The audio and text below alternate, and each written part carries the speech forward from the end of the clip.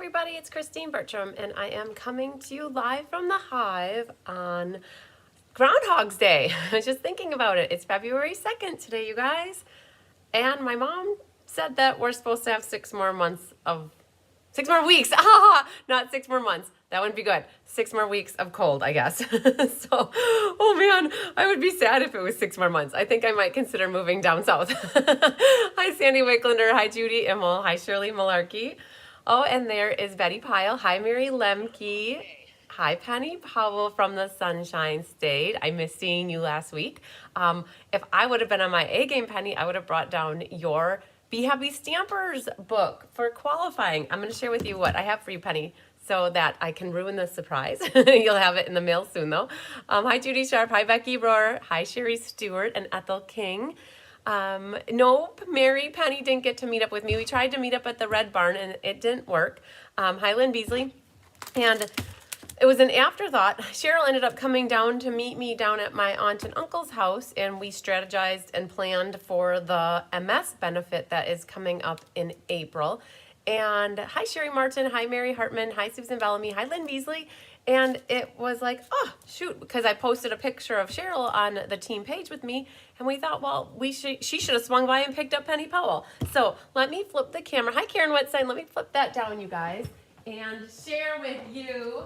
I had 2 people on my team that just qualified in the last week. Qualifying means that they reached their first $900 in sales through their self, and this is the gift I give to those who qualify on my team. So Penny, you might have seen this if you were watching the team meeting back in December. I had just gotten these, and so this is my little gift to people who qualify on my team. So I have that for Penny and Pat Detlefson. Yay to those girls, they are rocking it.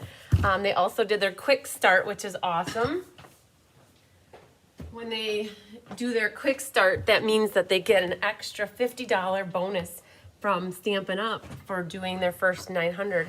So yay! And they did it in a certain time period, which is awesome. Hi, Melody Miller. Hi, Debbie Schultz.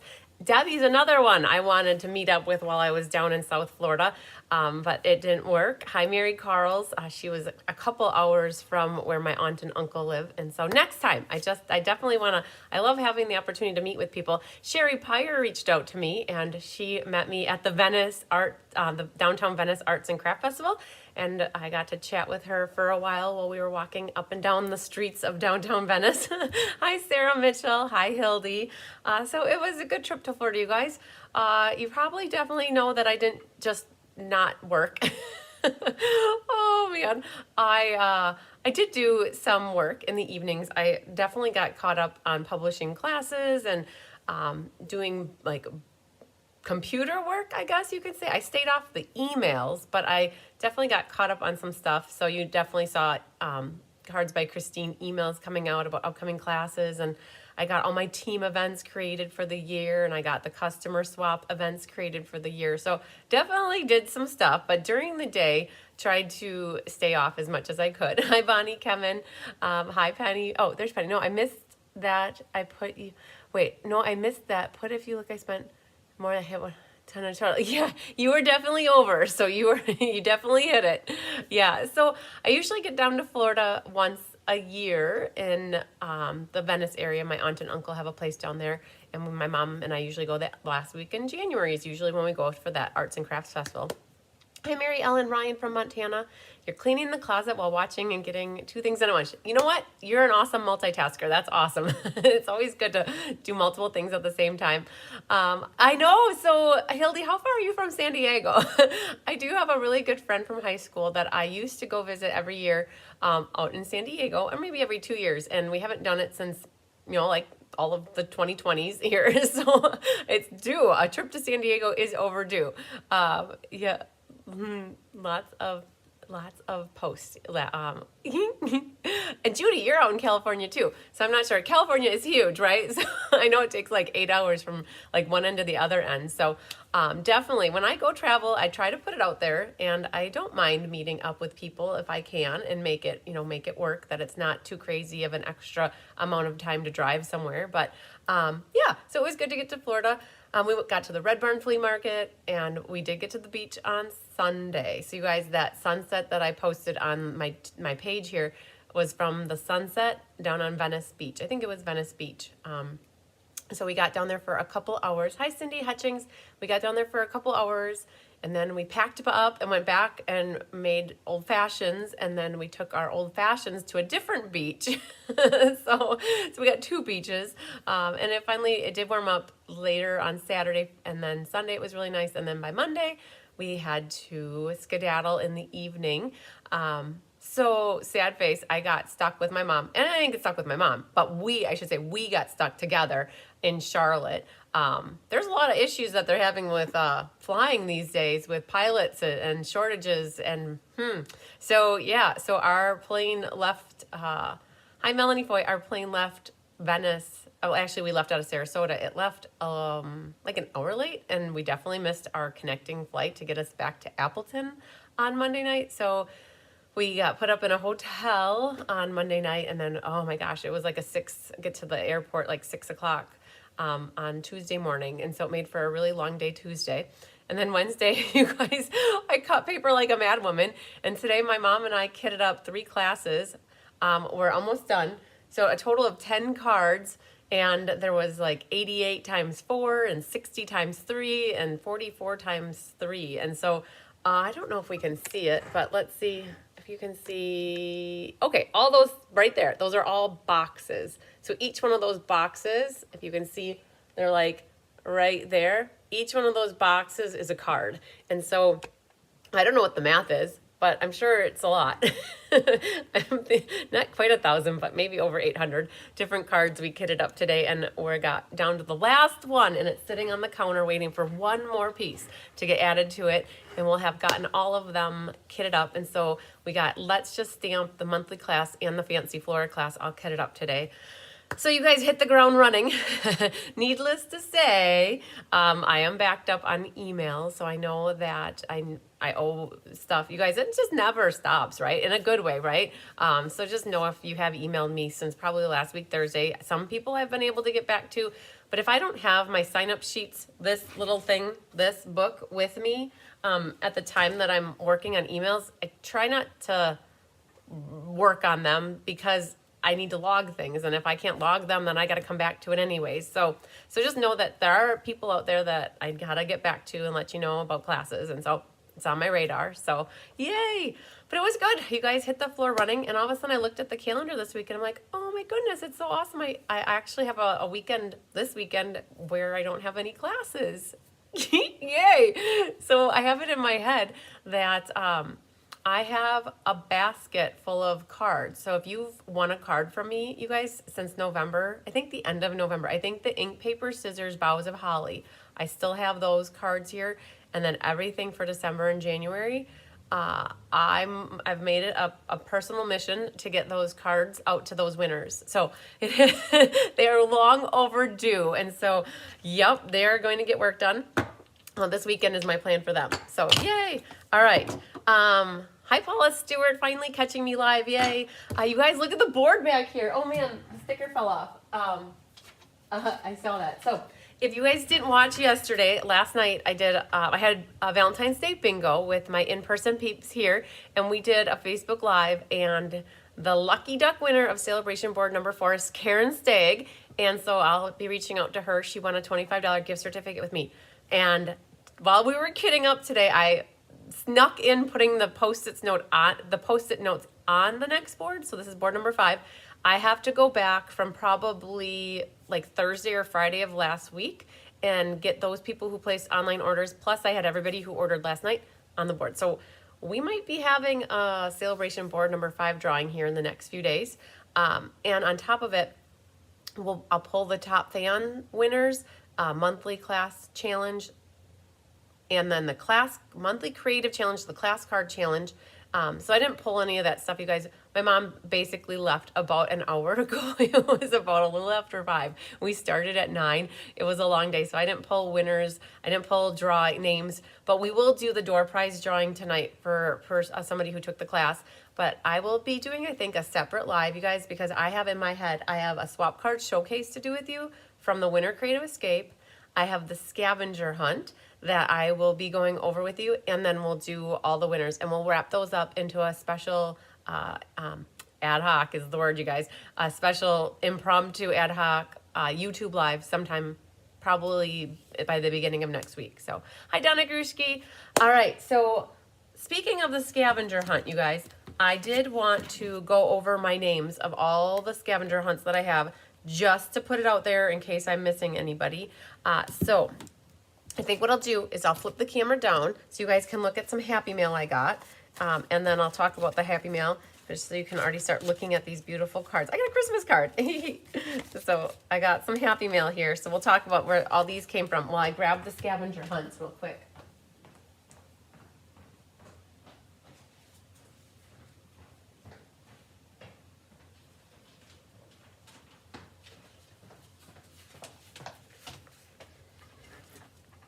So on the plane ride home, I started to grade all of these. Oh, you guys, this is the most scavenger hunts. Hi, Jeannie Parker. You got your order today and was less than a week. Wow, that's awesome. Hi, Marcia Long from Texas. That's awesome, Jeannie. I feel like they've gotten a little bit back on track with the orders, that they're down to about 7 days again.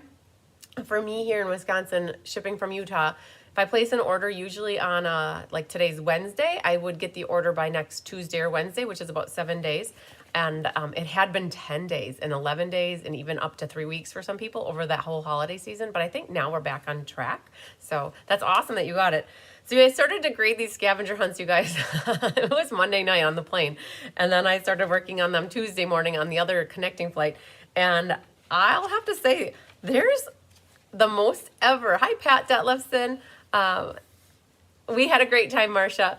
Thanks for asking.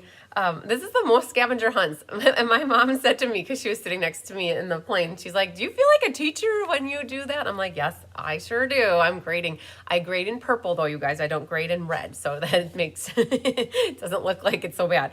So I'm going to run through this list of names as long as I have everybody kind of watching right now. I want to run through the names. And if you're catching the replay, great. I guess I'm going to give this until maybe Saturday. If in case I don't read your name off here, then I may have missed getting your scavenger hunt. And there's 2 people that emailed them to me like 2 days ago, and I sent them to my gal for printing, and I haven't gotten them back yet. So there are 2, I think, that I'm not going to be able to list, and I'm not going to look through my phone. Hi, Judy Bobo. So I'm going to just go through these really fast. If I got your name, great. If you didn't hear your name, please touch base with me so that I can make sure I get your name. So I've got Anna Rebedu, Jennifer Jones, Susan Bellamy, Susan Warmley, Kathy Jackson, Sherry Stewart, Christina Bernards, Debbie Schultz, Deb Norman, Judy Sharp, Millie Kindle, Pamela Leahy, Pat Detlefson, Stacy Burns, Carissa Alberts, Jenny Knutson, Jewel Easterling, Michelle Cinto, Karen Wetstein, Lisa Spacek, Randy Schultz, Betty Pyle, Cindy Runtree on purple paper, you guys. I don't know if you can see. Oh, wait.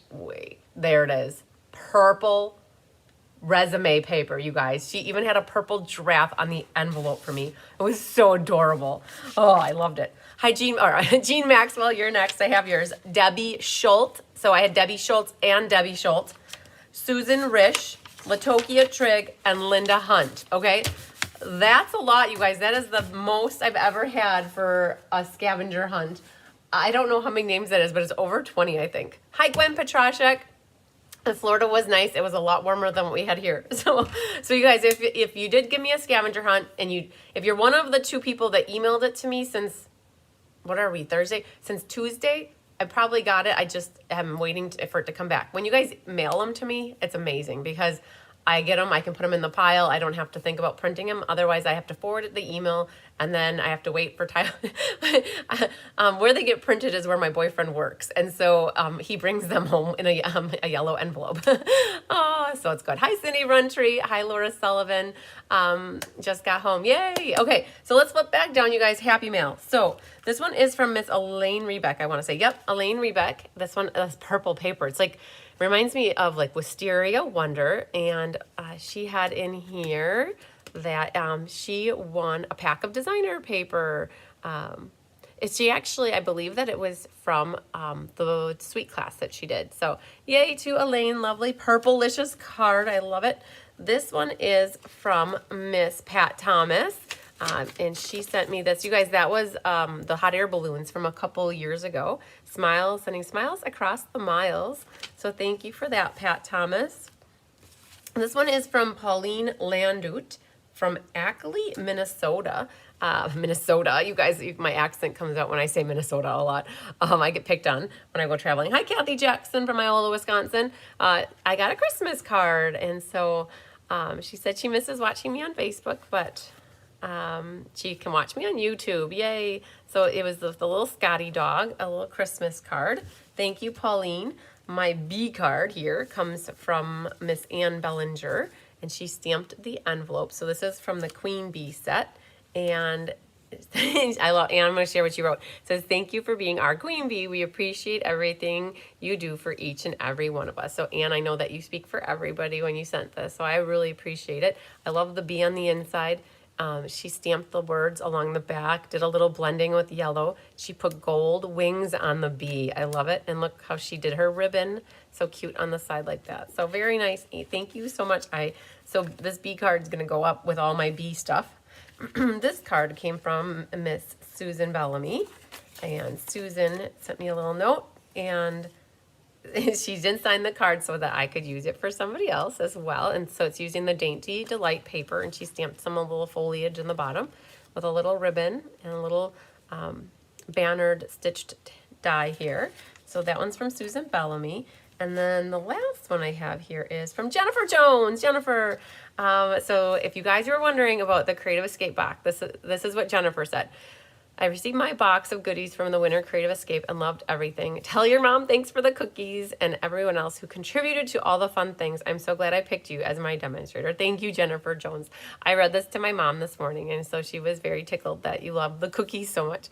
This is, you guys, from the Pansy set with the little bee trinkets on it. This was a card that we did very similar to, it was ink, paper, scissors from last May. I loved this card with the purple and the pansy. So thank you, Jennifer. I appreciate the love note. So I'll put that back here. So that's what I got for Happy Mail to share with you guys. What else? So we're going to be doing Delicate Desert tonight, you guys. Ink, paper, scissors. I also have the next ink, paper, scissors to share with you. It's called the Queen Bee. And I was going over the schedule for the month of February, and I noticed that I have a commitment on the Monday night, which was February 27th, which is when the next ink, paper, scissors is supposed to be. So Kelly is doing Paper Pumpkin on March 2nd. And so what I did, you guys, is I swapped the two classes so I could be free on Monday night instead of Thursday night. And so a little switcherooing, you guys. So technically this ink, paper, scissors tonight is the January Delicate Desert, but it happened to fall tonight because of being in Florida last week. And now the ink, paper, scissors Queen Bee for February, which is the February ink, paper, scissors, is going to get pushed to March 2nd. So it's technically the February one, but it's going to be on March 2nd so that I can do what I need to do on my plans on the Monday night, the 27th. And I'll be doing the Queen Bee on March 2nd. So if you go to my calendar of events, you guys will be able to see that out there. And also I believe I updated the PDF in the newsletter section, that if you guys want to print out a copy, you can. Hi, Gwen Simmons from Southern California. And so just so you know, then too, Paper Pumpkin for February will be on February 27th, bringing you back into February. So a little bit of a finagling, but it'll work. And then we'll be back to regularly ink, paper, scissors, and like in the months that they should be. So I know I confused some people with changing that with the name of it, but if you're ever wanting to sign up for an ink, paper, scissors, it's always just best to tell me what the name of it is, and then I can make sure I get you signed up for the right one. And if I'm ever uncertain, you guys, I definitely reach out to you to make sure I get you signed up for the right one. So okay, so let's do roll call and see who we all have taking class. There's quite a few, you guys. I have 2 sets of these cards left for today. So in case you're watching this class tonight and you think that you missed out, just know that I still have 2 sets. Hi, Carmen Sanders. I do have 2 sets of this class for Delicate Desert left. And like if I don't have them by the time I post the email on Saturday, I'll also put in the email that they're available. So, but if anybody reaches out to me during class tonight and says, oh yeah, get me signed up, if they're gone by the, we'll talk about it if anybody does that. But just know there are 2 left that I would be able to ship out once I get the product to go with them. And I always wait until I hear if somebody signs up to do that. So, all right, let's go through roll call, you guys. If you're watching and you're present, don't hesitate to call out that you're here. And also, if you are watching the replay, you could do that as well. Oh, there was an envelope. Hang on, I'm gonna dip my head down because I dropped an envelope. I didn't want you guys, so I try not to share your addresses on live TV or this isn't TV, whatever this is. This is live YouTube, whatever. But so I had Pauline's envelope in my lap. So got it. It's all taken care of. So, all right. First on the list was Miss Carla Lake, and then we had Deanna Stell, Pamela Leahy, Mary Lemke, Beverly Smith, Shirley Malarkey, Jennifer Jones, Lori Baxter, Marcia Dean, Debbie Brown, Feline Mays, Janet Prue, Angela Knutson, Chris Duderenke, Kat Birch, Leslie McMinn, Sandy Wicklander, Julie Bierschbach, Becky Rohr, Judy Immel, Diane Bogenhagen, Latokia Trigg, Karen Forward, Bonnie Kemen, Carol Donovan, Jeannie Parker, Gwen Simmons, her first ink paper scissors with us. Yay, Gwen. Helen Chase, Mary Carls, Fancy Nancy Billets, Karen Wetstein, Penny Powell, Donna Grushke, Anna Zastro, Carmen Melendez, Jill Butzine, Carol Solinsky, Carolyn Ketchmark, Vera Anderson, Annette Rollin, Ellen Brover, Sherry Stewart, Janet Deshane. And so that leaves a few left just in case. So what we'll do at the end of this class is we will do a random number generator and we will see who the door prize winners are for this one. So yay. All right. We won't forget to do that. All right, so let me move my book and we're going to grab the stamp set in. Are you guys ready to get stamping? Oh, so let's talk a little bit before we get started because I might forget. So I did publish an email about the more items during sale-a-bration. Oh, Sandy Wicklander is watching tonight. She's left-handed, and the shoulder surgery was on the left shoulder. Lots of cards to catch up. Yes. Oh, yes. And Penny Powell's front and center. Yay. So there are things that were, in case you missed my email from this morning, I sent it out via Cards by Christine. So if you get those emails, you would have hopefully seen that in your inbox. If you don't get emails from me, you can definitely subscribe to my email list by going to my website and adding your email address, and then you'll start to get emails from me. And basically they added some new items to the docket for sale-a-bration, and they're items from the annual catalog. Oh, Sherry Everett, could I have one of the kits? Oh, Sherry Everett, you sure can. We're gonna write your name right in number 46. So, all right, so Sherry's got one of them. Perfecto changeo. Got it, Sherry. We'll connect later on the logistics of it. So there were some things added. If you go to my website, you guys, I'll flip down. So here's my website, Cards by Chris. Oh, don't forget to like, you guys. I almost forgot about that. If you like the video, that would be awesome. If you go to my website, and if you go to the newsletters, blog and news, and then newsletters and files, you guys, I did create a little link here that says more to Sale-a-brate flyer. So you can always pull that up. Also, my January through April schedule is there and the whole year-long schedule. So I'm keeping both of those active. Not active, but like ever-changing. So you guys, if you get a paper copy from me of a schedule, just know that it's out of date by the day that, whatever date it's printed, it's pretty much out of date. It's pretty good, right? But just know, like, I had to change the pumpkin and the queen bee around, and I added the scenic garden class. And so just know that that is always a moving document. So if you ever want the latest and greatest one, it's always in my website. And as soon as I make a change to that document, I always re-upload the new one. If you're ever uncertain, if you go to my website and look at the date of what's on it, because I added the date of when it's last updated, then you could always just check to see if it's current or not. So anyways, just wanted to throw that out there. In case others are watching or wondering too, some of these other documents out here, you guys, I have the color coach charts out here. I have the sample recipes from the January through February sale-a-bration, the spring mini, and the annual catalog. I have information about the used stamp sale.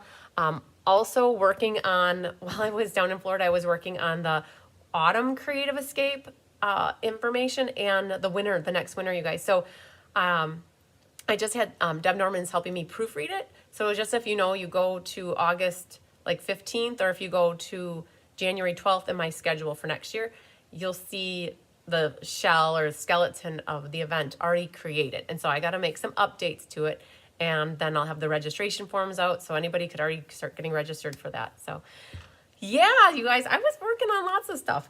It was all good. Had lots of fun in the interim. And all right, so I think that's what I wanted to go over with you guys. The more to celebrate, and then I don't know if there was anything else. Scavenger hunts. Anyways, all right, let me flip the camera down, you guys, and we're gonna talk about what we're working on tonight. So we've got the Delicate Desert class tonight. So those people that are doing this class with me, we're gonna make these 4 cards. I think that one, I don't know, they're so pretty. A lot of people were on the fence about Delicate Desert, and after they saw all the creative escape present, like the displays and cards, you guys have been loving it. So I was very happy that we had that. I was thinking 48. Judy Emmel's the one that said plan for 48, because I wasn't quite sure how many to plan for. All right, Delicate Desert is on page 42. Hi, Elaine Rebeck. Hi, Jennifer Arn. Just saw this video somehow my note turned off. We just are getting started, Jennifer, actually. So you could always watch from here and then go back and listen to the other stuff in the beginning. But we're just getting started talking about the stuff for class. So Delicate Desert is on page 42, 43, and 44 in the Spring Mini Purplelicious covered catalog. Love it. Jeannie, I know. Oh, I was on vacation, but I did playing during the day and working in the evening. So I will tell you guys. So in the evenings, I don't know if my Aunt Marge is watching, but it was just my aunt and my uncle and then my mom. And every night we'd all sit around in like the living room area, and they would put on a show. And this show is called Father Brown, and it's a mystery detective series that this father is called Father Brown, and he always has to solve the mystery of who gets murdered. And so I'd be like sitting there, and I'm like, okay, well, I'm gonna work on stuff while we're watching this, because I was, so anyways, and then they all went to bed around 10, 10:30, 11, and then I ended up working until about 1 o'clock. So I got things done that needed to get done. So yeah. Nope, you didn't actually miss anything, Jennifer. No cards quite yet, so we're just getting started. So you guys, I played and had fun during the day, and then I definitely worked every night between Thursday, Friday, Saturday, and Sunday. Monday night came though, you guys, and we were in the airport or the hotel in Charlotte, and I was zonked. I couldn't do any more. So, all right, thanks for sharing and the thumbs up, Angela Knutson. I appreciate it. Okay, you guys, so bundle here is the Desert Details, and this is what the bundle looks like, okay? So we're going to be using these stamps, and these dies got used, so we'll be talking about that. Oh, man, the Pale Papaya ribbon. Let's go get that really quick, and I'm going to get the book. 1 second, you guys.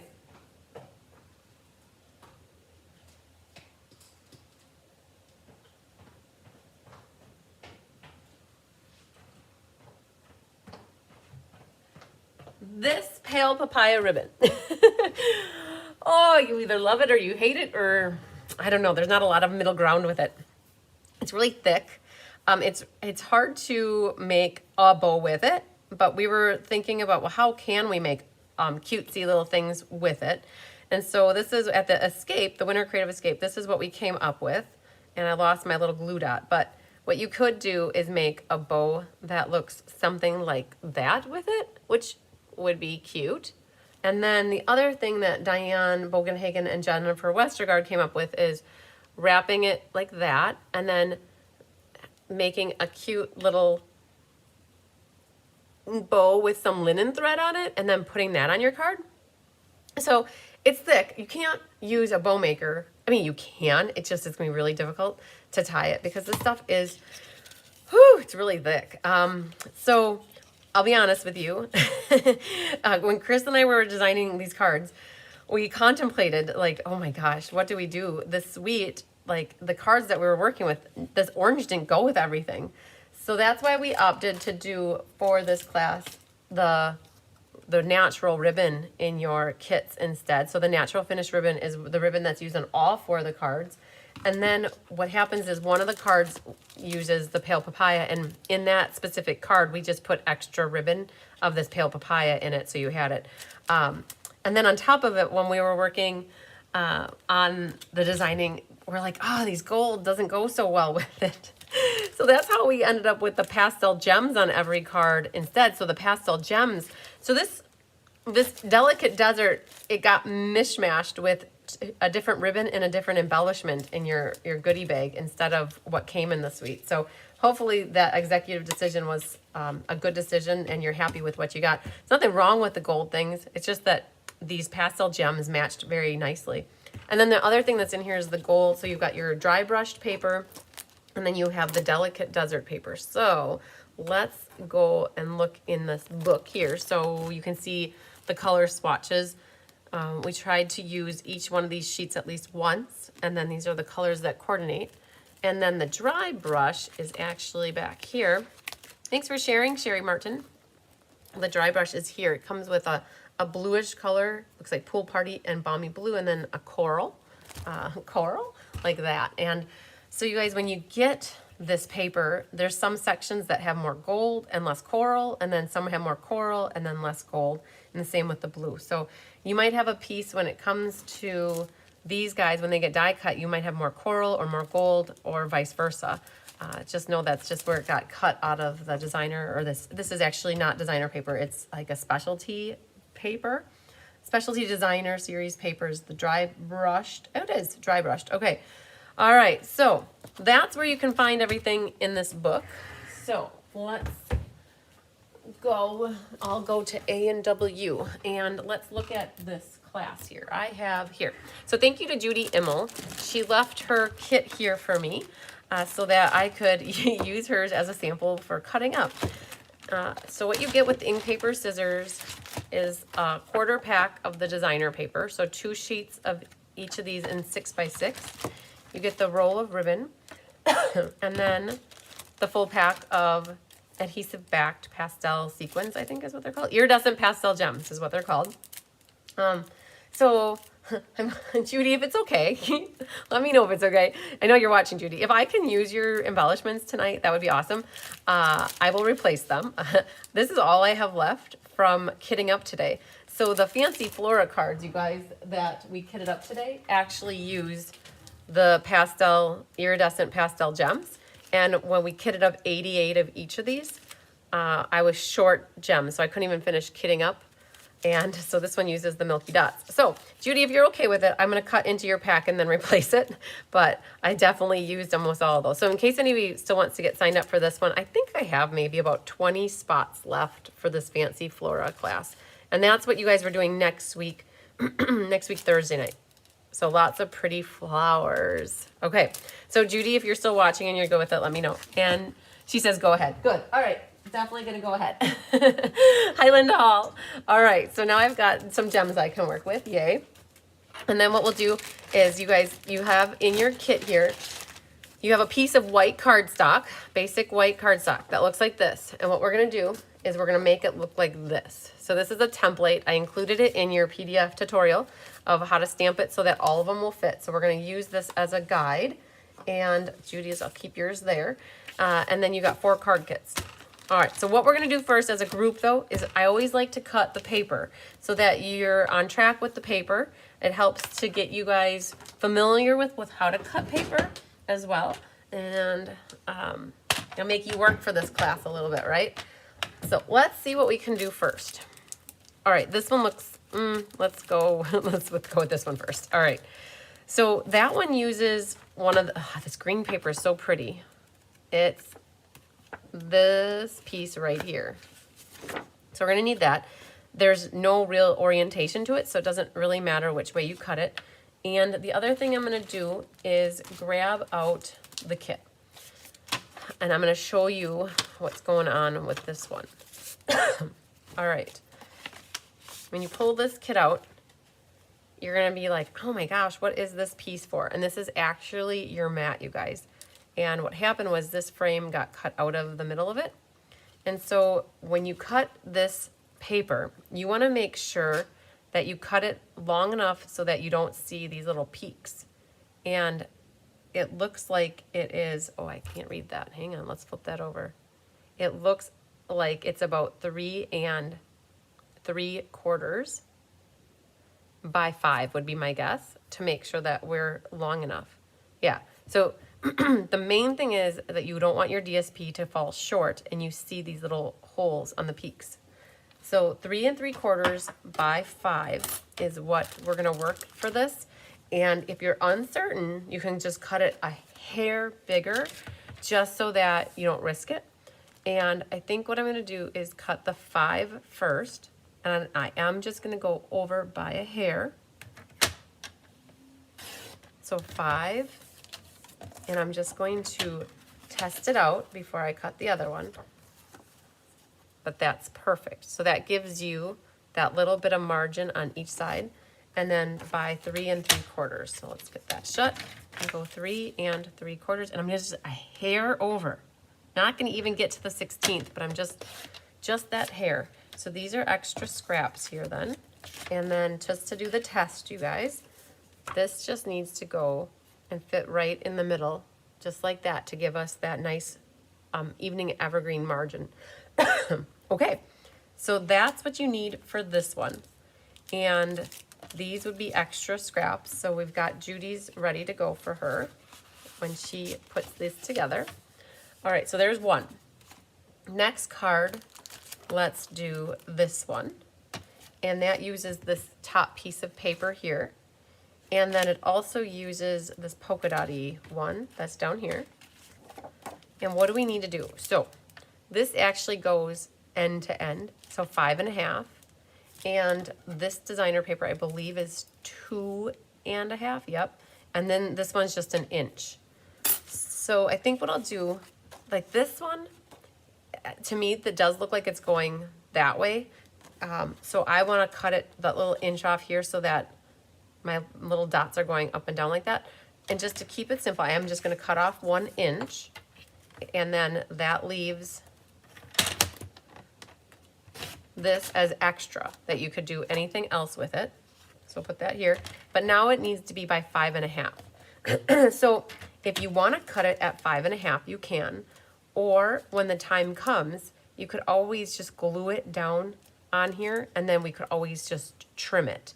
And I think that's what I'll do, because when I cut these card bases, you could have it by a hair or like a hair under or over. This way you don't have to worry about it over or under. So I'm gonna leave it at 6 inches for now, for Judy to worry about cutting that later. So let me put that one in her kit like that. And then this one, this is where you wanna make a decision. How much of the red you want or don't want. And I think I like to pull in the coral here, so it pulls out the coral background. And so when I cut this, I'm gonna cut it at 2 1/2 here, which gives me a little bit of coral here.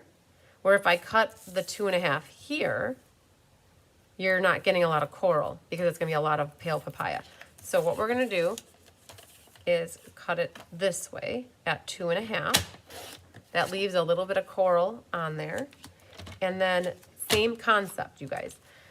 You could wait and use the, once you have it glued on, and just trim it. Or if you want, you can cut it at 5 1/2 now. What I would do is, when you're looking at your card base, just see if you're exactly at 5 1/2 or if you're a hair over. But for Judy, I'm just gonna leave this for you, and you can decide which edge you wanna cut off then. Ultimately, you want this to be 2 1/2 by 5 1/2. But what I'll do, Judy, is your card kit is here. I'm just gonna put these right inside the flap so that they're there for you when you're ready to do yours. Okay, so that's what we need for that one. Now this one is the rustic, the Cajun Craze color, which is right here. And then it's got this dry, brushy gray granite mix, which is this guy. Okay.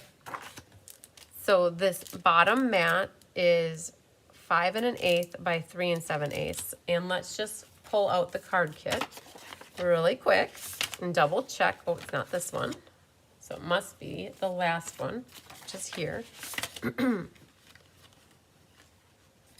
So the bottom one is the inside mat. This is the other inside mat. So then this is what we need. And just to double check things, this is actually cut at 4 1/16 by 5 5/16. So perfect. Okay, so I cut your mat at the 16ths. So then your, I'll put it like that so there's no glare. So then we had said 5 1/8. It's underneath here? Where did it just go? Okay, I got that guy.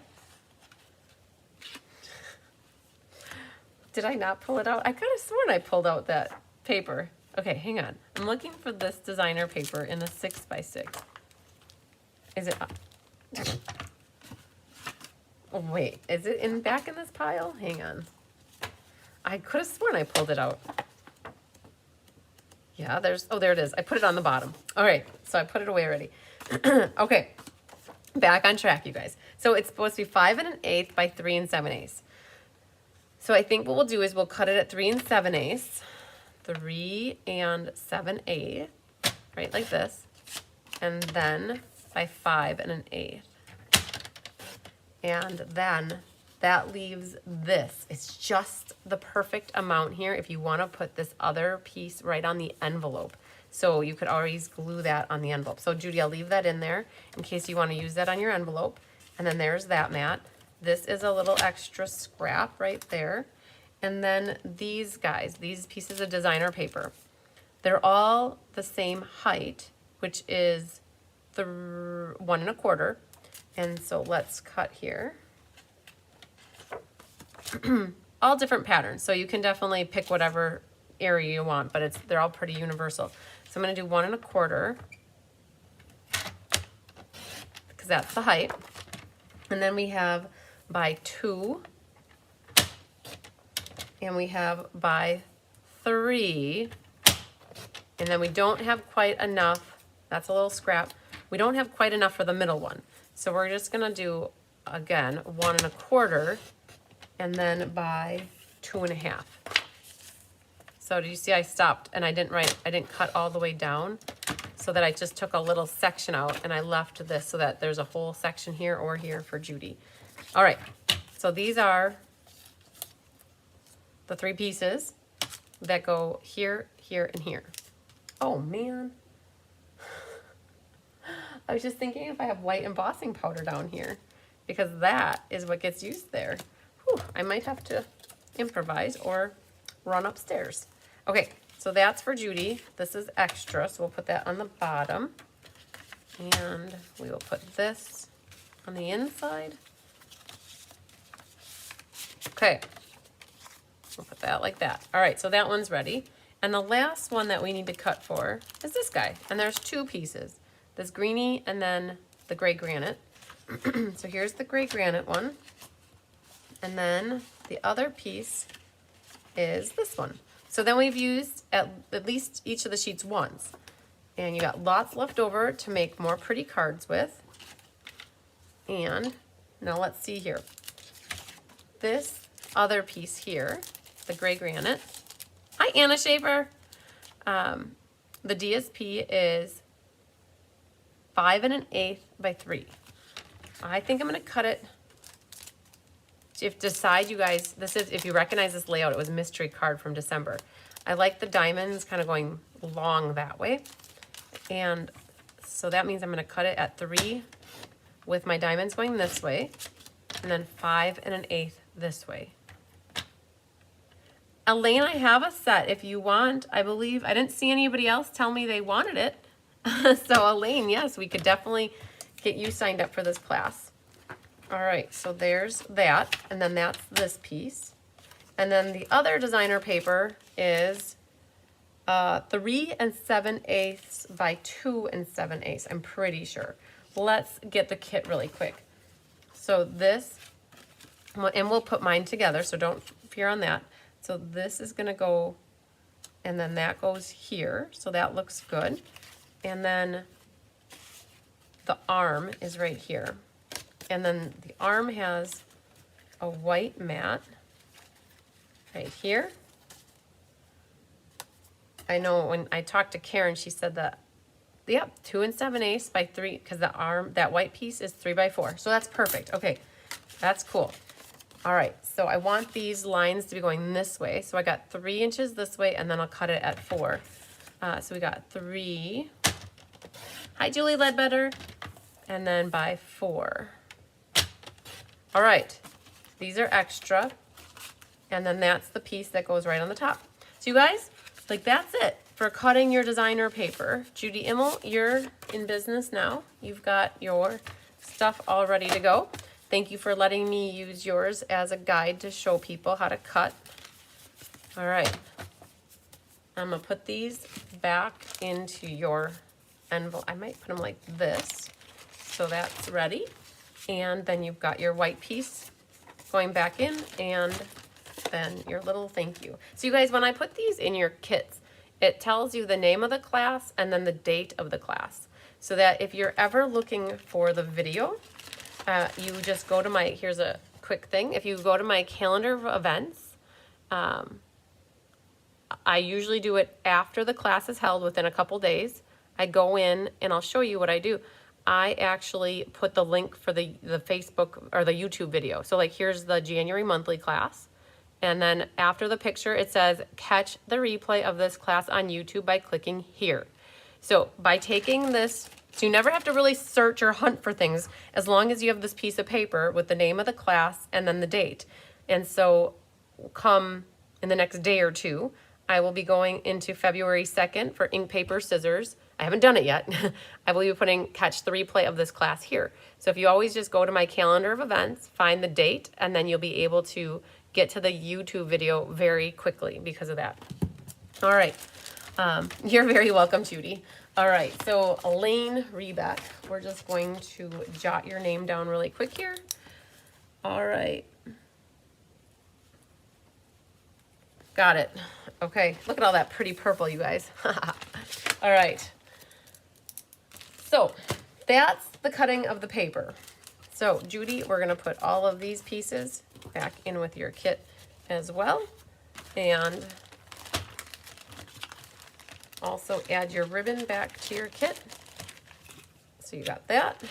And oh, I should write a post-it note that I owe you the gems. All right, and let's get stamping, you guys.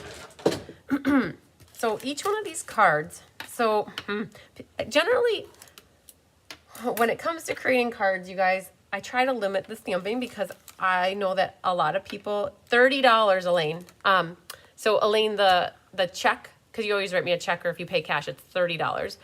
Just know that if you pay through my website, there's a convenience fee that's charged for using a card. So it's $30 for ink, paper, scissors. Otherwise, if you pay for the website, it's $31.50, Elaine. So Gwen says she likes that system. I was able to differentiate between the 2 kits you sent me very easily. Awesome, good. I try to make things as easy as I can for you guys. So for stamping on this, you guys, like the set really, like we featured this set. So it was hard not to use, I mean, you had to use the stamps, right? So if you don't have this exact stamp set though, what could you use? You could use anything else that's florally related.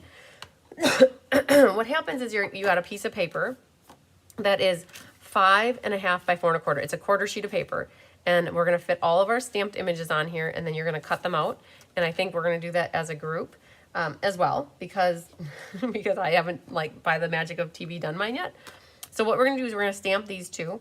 We're gonna stamp these 2, and they're both the same. This one is on a label. So this card you could easily do exactly just by changing up the sentiment. But then this one has the succulents. I'm going to call them succulents. So what we're going to do, and those are the same except for they have a little bit of green around the edge And then we have a sentiment that needs to get stamped. So all of that needs to go on this piece of white. And we're going to pull out the stamps and we're going to get that stamping done first. And we need the sending, the raise here, and then the big one and the little one. And that guy can go here. All right, so let's get those stamped and go from there. So we need gray granite. So I did make this like a little puzzle. Until Saturday. Yeah, that's okay. Yeah, Vera, with getting stuck in Charlotte on Monday night, there was no way I was going to be able to mail your kit on Tuesday. So it did definitely go out on Wednesday, and I ran it over the post office. It was like, I ran over there just to make sure it got there on Wednesday.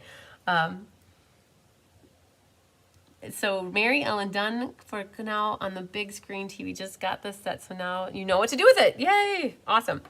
Hi, Trudy Stinson. All right, so we're going to take this stamp and we're going to do gray granite. Now, I realized when I stamped this, I should have turned this guy that way, and then these two would have fit a little bit better. So you get two sides to the paper, you guys, and I started off doing it, and I did not have enough room. So I restructured it, and what we're going to do is stamp this one up in the top corner here first, going this way, and get it close to the edge as possible without too close, right? So this one's going to go here. Excuse me. And then this guy, what I want to do is turn it going this way, and that'll fit better here. And so you're going to stamp that, something like that. Okay, now let's take a break from him and go to the small one. And that one's going to get stamped close to the edge over here, like that. And then let's move over to the soft succulent. Now, if you want to use evening evergreen, you could, no problem. But I think I'm going to use because my soft succulent looks kind of dark, so I'm going to go with that. Don't worry about stamping it crooked or straight because you're going to be fussy cutting this out. So this goes along the edge here, like that. And then we need to fit another one of these guys in here. And how we do that, you can see there's a little bit of green around the edge. You're going to ink it up in the gray, so make sure you got gray. And then you're going to take a sponge dauber and dauber up some green ink. And hi, Deb Norman. You're just going to go around the edges here. And then put a little bit of green around the edge. Okay, then this one, he nestles right in the middle here. I'm gonna put it right there. And then we need two more. So the first one that we need here is gray by itself. And he's gonna sneak right up there. Oh man, I should have moved it up just a hair. I'm gonna have the same little guy here, just, he's gonna be so close. Okay. You know, I thought about it. If you guys don't get yours fitting on here like I have it, it's just white paper. I was very hopeful that everybody's got white paper at home, that if you needed to overflow with onto an extra page, that you could just use a scrap of white of what you have. Because that guy, I should have put him up just a hair. But you know what? We're going to go for it right here and see what happens. Oh, it fits. Okay, I got it on here. So that's how we're going to do it. You know, I had a little bit, if I could have moved him up 1/8 of an inch, I could have snuck him up a little, but they all fit on here. So this is what we need for our template. Now, what's going to happen is we are going to grab the machine and die cut. All right, I'm going to shut these for now and set them off to the side.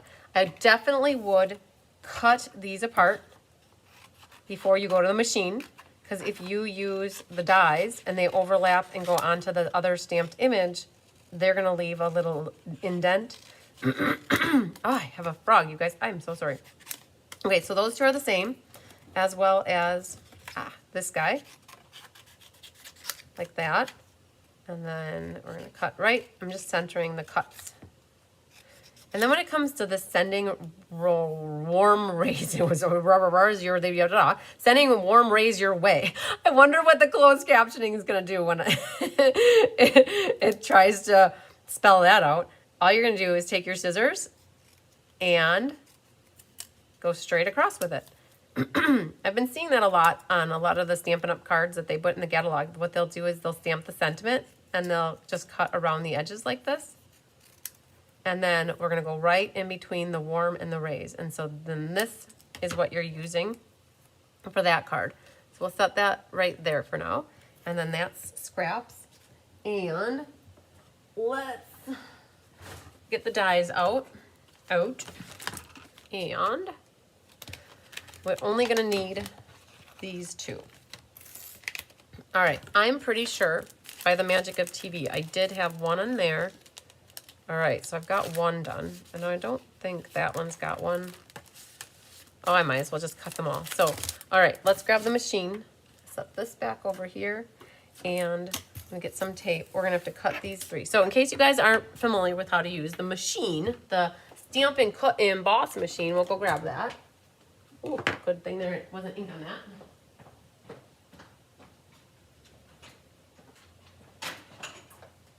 All right, so this is what we have from Stampin' Up! For a Stampin', Cut, and Emboss machine. The little one would also work, you guys, in case you have the small one. These dies are under 3 inches, so they would fit. There's my very loved plate. I do use this low-tack artist tape. And I definitely, these are easy to line up because the bottom one is more flat. And you just want to get those centered around, get that die centered around the stamped image.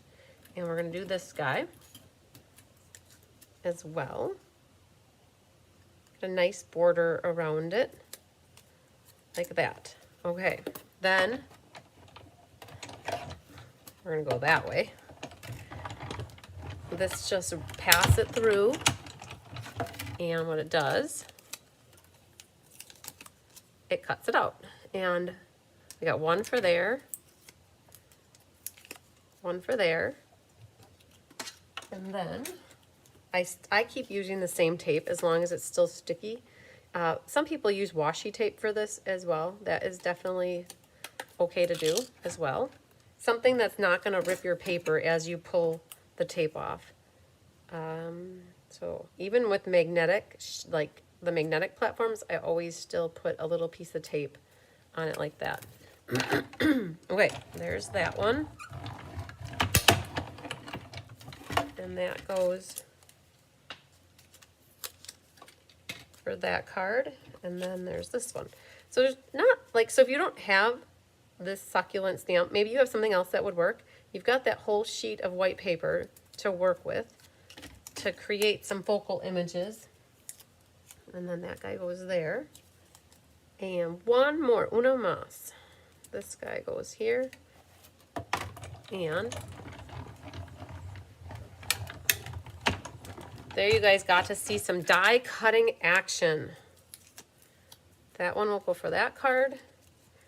And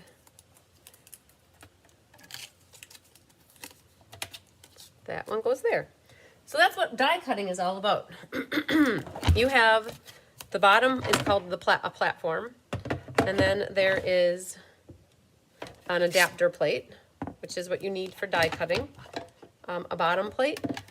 And then you have your paper, your die, and then a top plate. All right, so we've got that die cutting done. We use that same machine for embossing. All right, so just so you know, this little flame thing comes from these dies. It got used on this card and another card. This little Aztec-y thing, I call it an Aztec-y thing, I don't know what it is, geometric shape. The little frame is used here. We didn't, and this one didn't get used, but this one got used on that more pale papaya card. So almost all of the dies got used in this set. And let's see, that guy actually can fit there. I don't know, they got to overlap a little bit. And then that goes back in there. Okay, back to business. Which one do we want to start with now? Well, I guess we're going to start with this one. Let's see what you guys all have in your kit. Oh, man. Okay. So when you die cut this little, I call it a flame, it ends up with some innards. And we saved, Tammy Sikolik helped with this. Hi, Catherine Healy. We saved, and we put 3 of these little innards in your kit. So you will see them. And we're going to move this stuff I don't want to get ink on this stuff. So we're gonna just pile these up and move them out of the way. So you'll have these little flame things in your kit. I'll set that there so you can see it. And you'll have 3. So this piece here, you guys actually have your label. It's actually die cut out of this piece so that we didn't have to pull an extra white paper. This is from the Basic Borders dies. It started off with a piece this big and then the die went through the middle. Some people ended up with stitching that was slants or like little like lines, and then some people ended up with dots. So you can see the difference. Hi, Patricia Settle. So you can see the difference. There's some dots on this side, and then that side has the lines. And so you have one or the other. You have the label, which is from the He's All That or All That dies, and yours got die cut out right out of the middle. You have the flame, and then about 3 pieces of the insides of the flame. You guys cut your designer paper.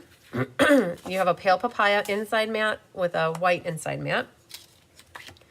A pale papaya 1-inch strip that we just cut from the DSP. This is the die cut that is from the set. And in your kit, you guys will also have the pale papaya ribbon, about 4 inches. And it's the only kit that uses this ribbon. And I think, you guys, I have a little scrap over here. I'm going to pull that. Ha!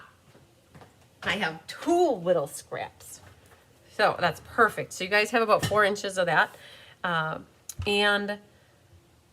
Okay, that's what you guys, there's a lot of paper. So whenever we do the ink, paper, scissors series, you guys, you get the double mats on the inside. Let's get a little bit glue happy and get some pieces put together. So you guys are gonna want to burnish your edge. Make sure you keep it horizontal. There is a little bit of a process to putting this together. And that's what I can't wait to show you. Cause it just, to get the proportions all right.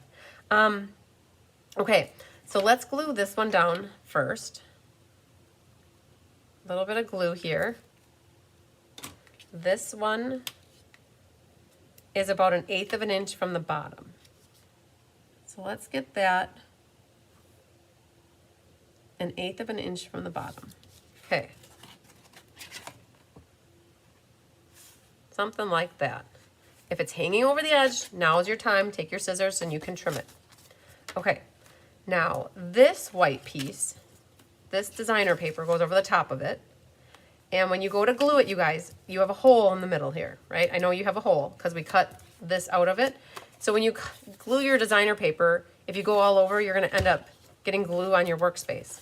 So what you could do is just put a little bit of glue around the edge like that. But because for some reason I didn't cut my little thing out of there, because when I was designing, I just cut that extra. I'm just going to put this down, and you're going to center this and leave a little bit of white border on the top and the bottom. At this moment, don't worry if the DSP is longer than the white. We're going to take care of it when we get it onto the card. I'm just trying to make sure that my white is about the same. Rainy Georgia. Linda said it's got, yeah, you guys, there's been some crazy weather here across the nation. I know there was a lot of ice storms going on down south as well. Lots of different stuff happening. Now, this little guy, there's not a lot of room to attach it, but this does need to go here. And what I would do to make that happen is put a little bit of tear-in tape across the entire bottom and put this close to the edge as you can get it. Don't worry if you cut too much like that. What you can do is just fold it back, okay? Then, because this is all the way along the edge, it's gonna catch here. And you can put just a little bit of it attaching to the back side of that. So you're gonna have some tear-in tape exposed here, and then you're catching it with the rest. And then what you can do is this piece needs to attach down next. And you could either do more tear-in tape or you could do liquid glue, but I'm gonna grab a little more tear-in tape and put that now over the top of this. And again, don't worry if it hangs over the edge, you can just roll it back, and now you're gonna catch this piece. And you can have, it's like a little trim here coming out the bottom. And so that's gonna catch there. And now ultimately this is going to go, and now you can wiggle. Do you wanna go up higher? Do you wanna go down lower? Do you wanna see more coral or more orange? I'm gonna have it so that it's something right about like that. So this now, I'm gonna put liquid glue on the back. If you want, you could also put dimensionals along this edge and pop up. Well, that might be cute.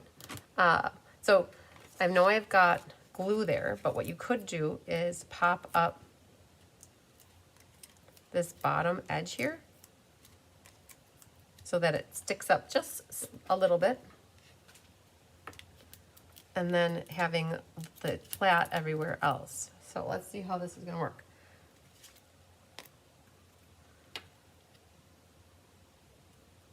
So making sure I'm flush on one side, and then I'm going straight.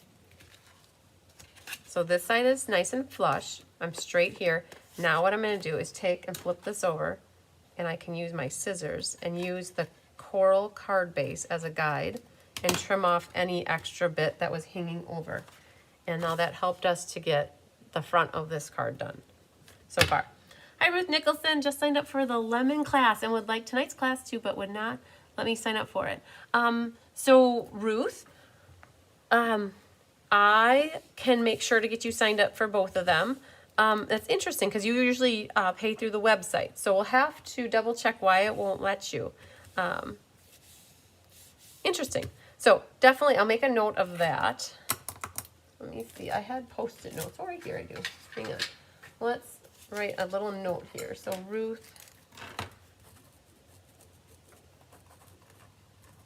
And then let's just stamp. Okay, I got a note so we can check with that later.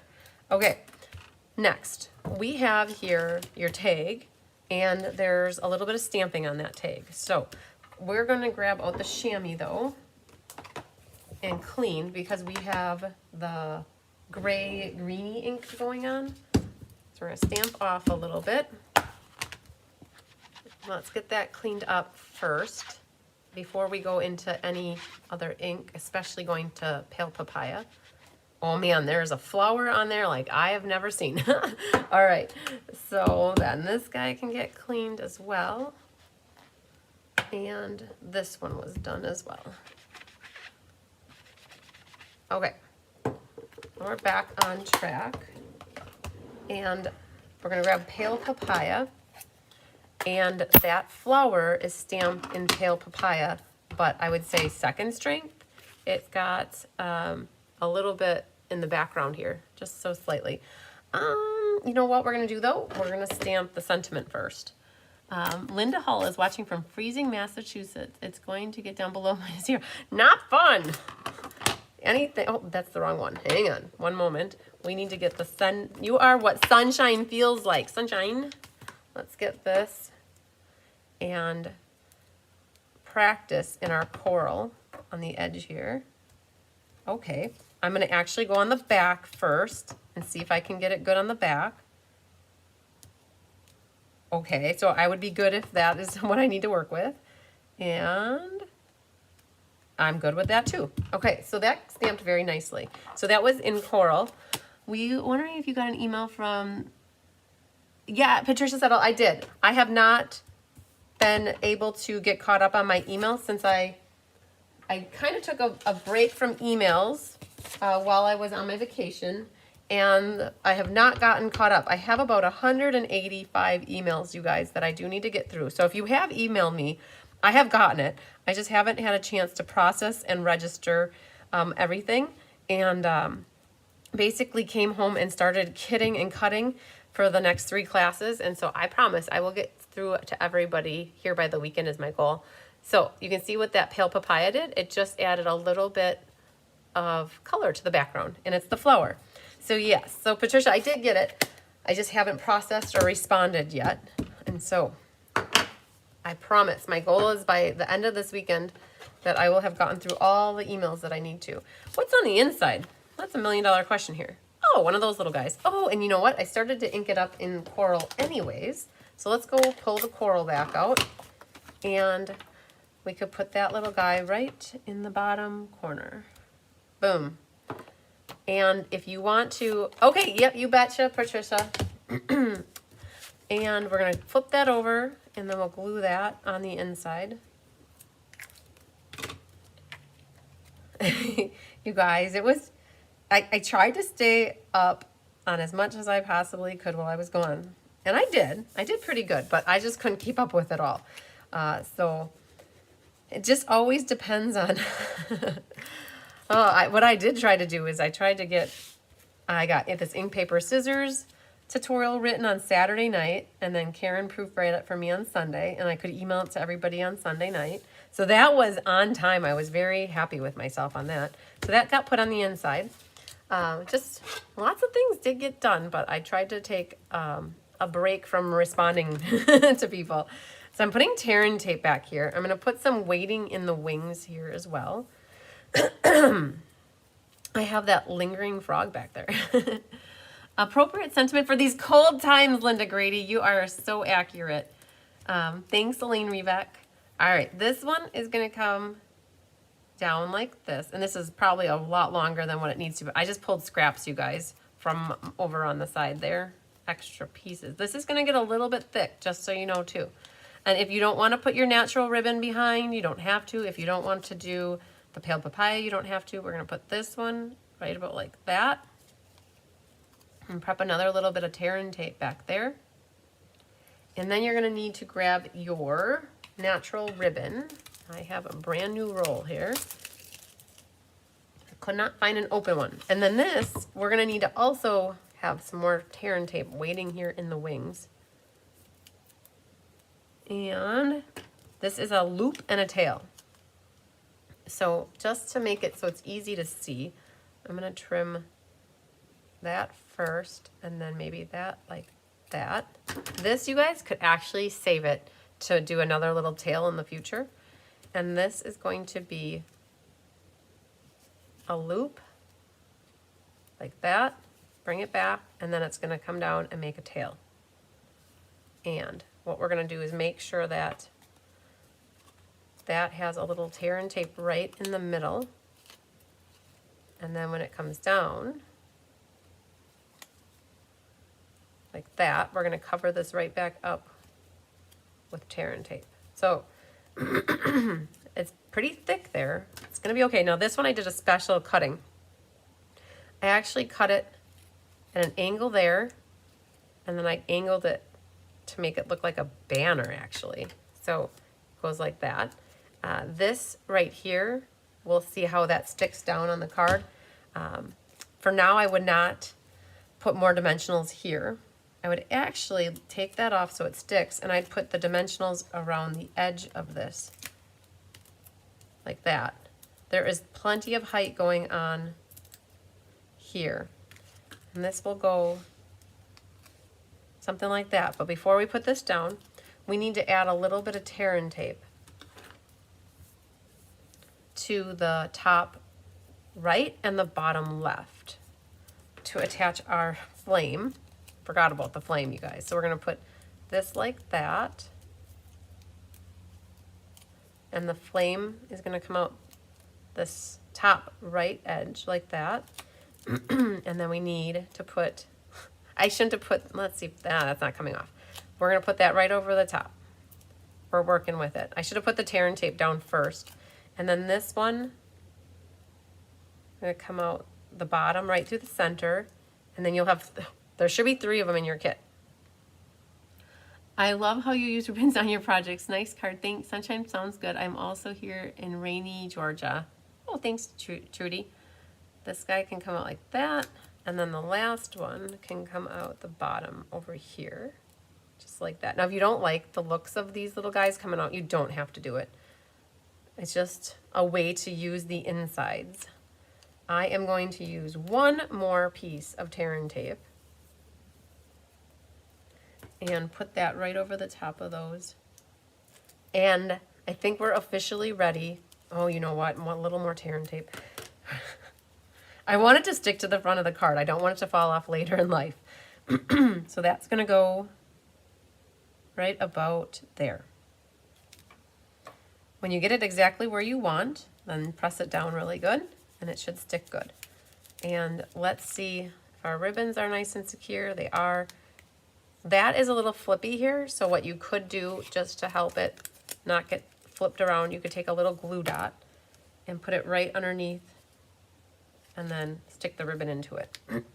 Okay, embellishments. Let's see what I have in my, oh, I've got some orange ones left. Okay, I've got a big one over here. Now you guys got a whole pack of these embellishments in your goodie bag, so don't just use 3, use 5, use 10, use whatever you want. And we're gonna put that one right there. Oh man, see, and then I ran out. So now we're gonna open up Judy's pack here and use another small red one. And I see one hanging off the, oh man, these kind of got squirted around here. So let's grab that guy first. And part of the cardboard came with it. Okay, so what happened, you guys, is the gem was stuck over on the side. It caught the cardboard and now there's no stick. That's okay. You can still use this gem. If that happens to you, all you have to do is put a little dot of glue right where you want the gem to go. And then you can stick the gem right into it. And just let it have time to dry before touching it, so it will dry on there. And these guys too here, I noticed that they're sticking halfway off. They should be fine, but we took advantage and still used that one. Like that. Okay, Stella. Yeah, so what I would Stella is this little trim here. That coral trim would be good. Had I Stellaed my tag before I stamped on it, that could have worked. You could Stella your ribbons. Put a little bit of shimmeriness on them. You could do the designer paper. You could also do the white. Sky's the limit. Okay. You are what sunshine feels like. That is the perfect sentiment on this bright orangey sun-inspired card. All right. We got a little bit of insight. You could make it a birthday card, a thinking of you card. You could make it a thank you card, anything you want. I'm just testing the waters here on this just to make sure that that's pretty secure. I think I'm going to throw in one more glue dot and tuck it back in here just to help that be more stable. Okay, good, good, good. All right, I'm happy with that one. So there's that. One down, 3 to go. And I can put that back. Whoa, I definitely caught the cord on that one, you guys. Lighting changed. Thanks, Betty. Thanks, Gwen. Orangey-licious is done. All right, let's go to the gray granite one next. This guy right here. And pull this one out. This is what the next card. I don't know where it is in relation to the PDF. You guys, I never really follow the PDF. I just go with whichever one inspires me. This one's heavy. There's lots of pieces in here. And you'll have this little tag. This is from the Give It a Whirl dies. I'm pretty sure Give It a Whirl dies. So that's there. You've got the 2 little flowers that we just stamped and we already die cut. I cut this one going the opposite way as Judy's. You can see these ones, these go this way. We cut them the other way. It's going to look great either way. Then this piece is for back over that side. You've got a white and the designer paper for the outside. And then you've got the inside. You've got an arm. I call this the arm. You can make sure you burnish that. The piece here that is on the back is actually embossed with the gingham embossing folder. So that's done. It's a regular size white. And then for this, you guys, it folds like a normal card, but then this flap comes back. It's basically scored at 4 1/4 and 2 1/8. Half of 4 1/4 is 2 1/8. You guys might recognize this. It was definitely the mystery card layout that we did in December with He's the Man. All right, before we start gluing, I want to test a couple things. So this piece of white should fit all the way flush to this folded edge, and it should leave you about the same amount all the way around. If for any reason it's a little bit bigger, you can always get your trimmers out and trim your hairs of your paper if you need. Just in case like this is only, you're only seeing like that much gray, you could always trim a shimmy off the top and make it better. Then the other thing I'm going to test is I'm going to set this on here and make sure that I see the right amount of white. If you want to see more white, all you have to do is trim a little off the top or the bottom. It doesn't matter. And because like if you only see like that much white, then trim a little bit more of your designer paper, which will allow you to see more white. Okay. They looked good to me. So we're going to get a little glue happy. We're going to glue these guys. We're going to glue this one. And we're going to glue, you guys, there's a lot. Watch this. This one false swoop, we're going to get glue happy. That and the arm. Okay, don't fret. It's okay. We've got, oh man, but hang on. We're going to do that one last. We're going to do this white piece, the designer paper, the embossed gingham piece, and we're going to do the arm. Okay, first things first. Let's get this guy on here, just like that, flush to the fold, and then the piece of designer paper goes on the white mat. Again, test it before you put the glue on just to make sure it fit good. And then this one goes on the inside, like that. And then the arm, make sure the fold is on the right. Get centered on here.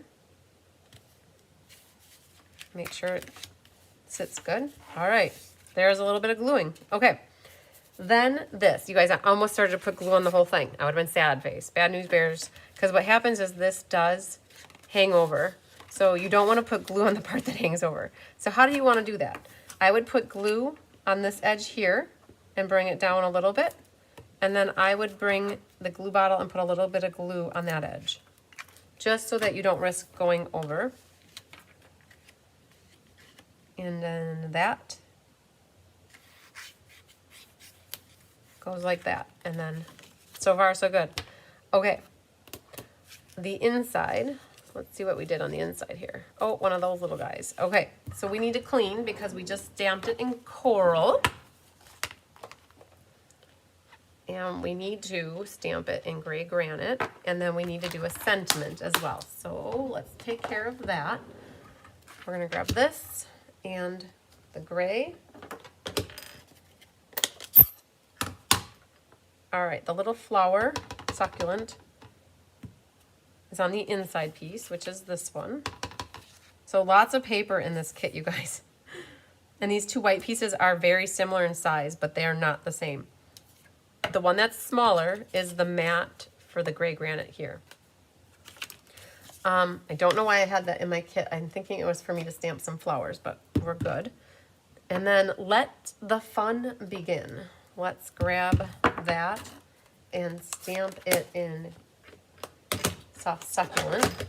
But I only grabbed a couple blocks. So we're going to clean that one first and this one. And the stamp set is over here, so let's put this one back. We tried to use each of the 4 sentiments on these cards. So when we design the cards for class, we try to use everything as much as we possibly can. We didn't use either of these things, but you could easily stamp that in the bottom of your card if you wanted to. I think that gets put onto the other card. So if you don't have these exact sentiments, anything that is a similar size would definitely work. And then this is going to be let the fun begin. I'm going to practice on here.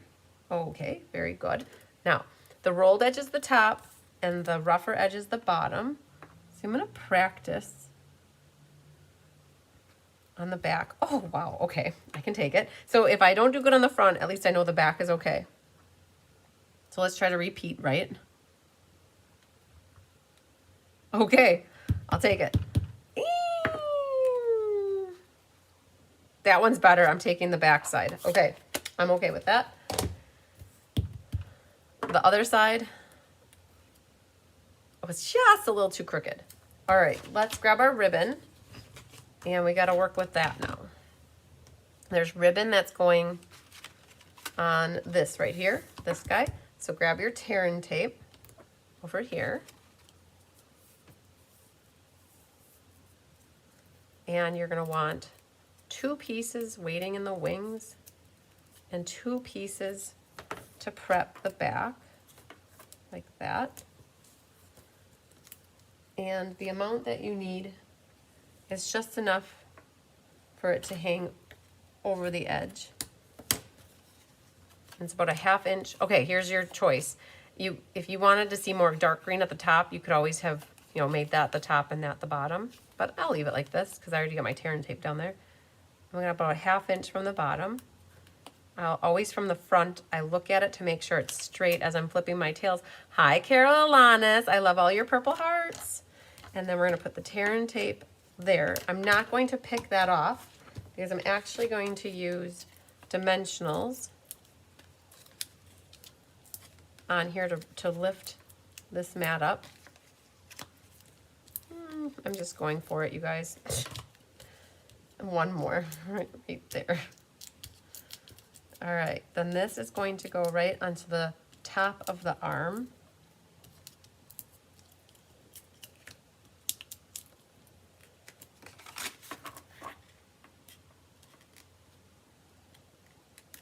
Just center it. If you don't like it, you can always still pull it up until you push it down. Once you push it down, it's gonna be really hard to pull it up. And then we're gonna glue and glue. So let's just test that to make sure that's right. Okay, so we could do both of these. And I'm gonna put because I tested them, I know that the gray is good to go. So the gray is going to go right in there. And then the white can go right on top. So double matted, even though it's on this little inside, we double matted it, gray granite for you. And then that goes like that, and now we're on to the flower power. Okay, I would connect these 2 little dudes with a glue dot actually, just to get them connected. And they overhang ever so slightly. So if we go like that, it is just a little bit like that. So I would connect the 2 flowers together first because then that will help us to do the ribbon. And for the ribbon, you're gonna want to have some weighting in the wings and run this piece back here like that. And it's a tail and a loop. Nope, a loop and a tail. So make your loop. It's kind of coming out at an angle. And then you're gonna make your loop.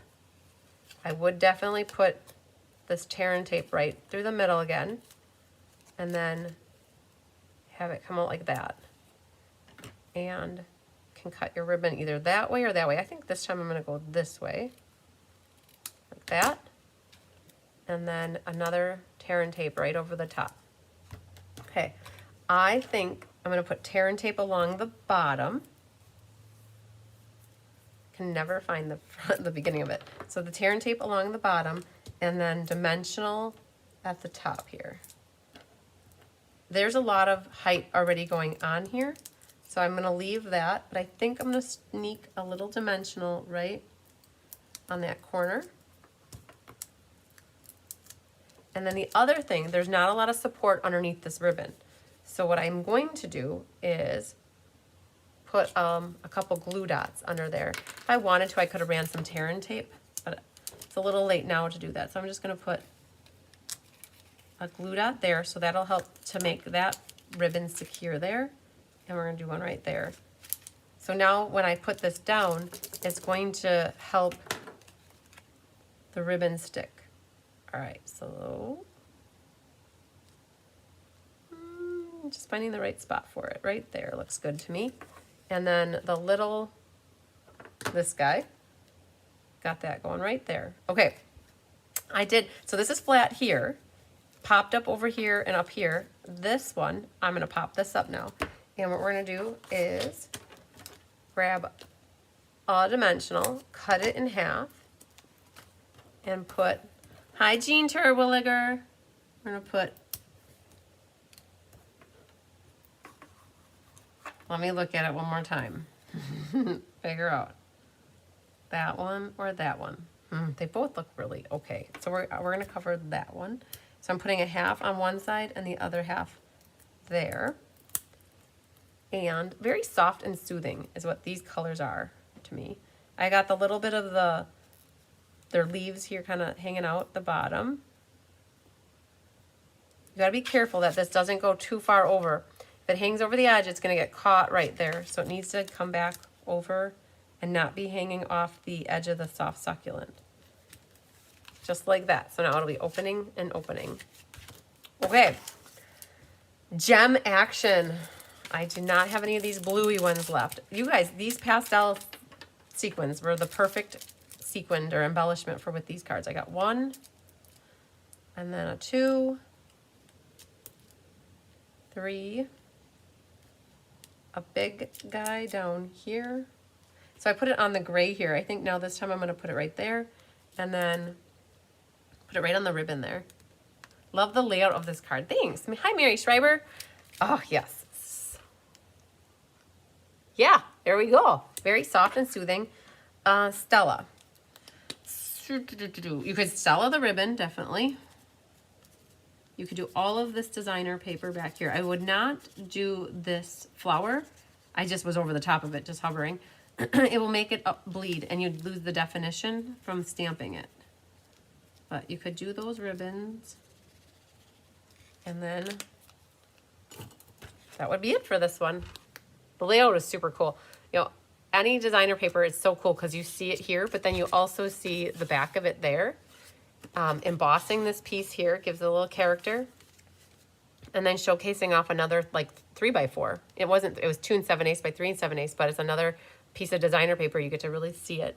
And then put whatever you want on there. Okay. Numero 2 is finito. Or finite, whatever. Finished. All right. Let's get our plastic here. And that one can go back over here. And we're going to do, which one? The greenie next. Okay. The greenie is here. And we need that green flower and this green flower. I like this one a lot. I love the frame. It's so cool. And now what happened, you guys, is there's an inner piece here. I kept that for every one of these.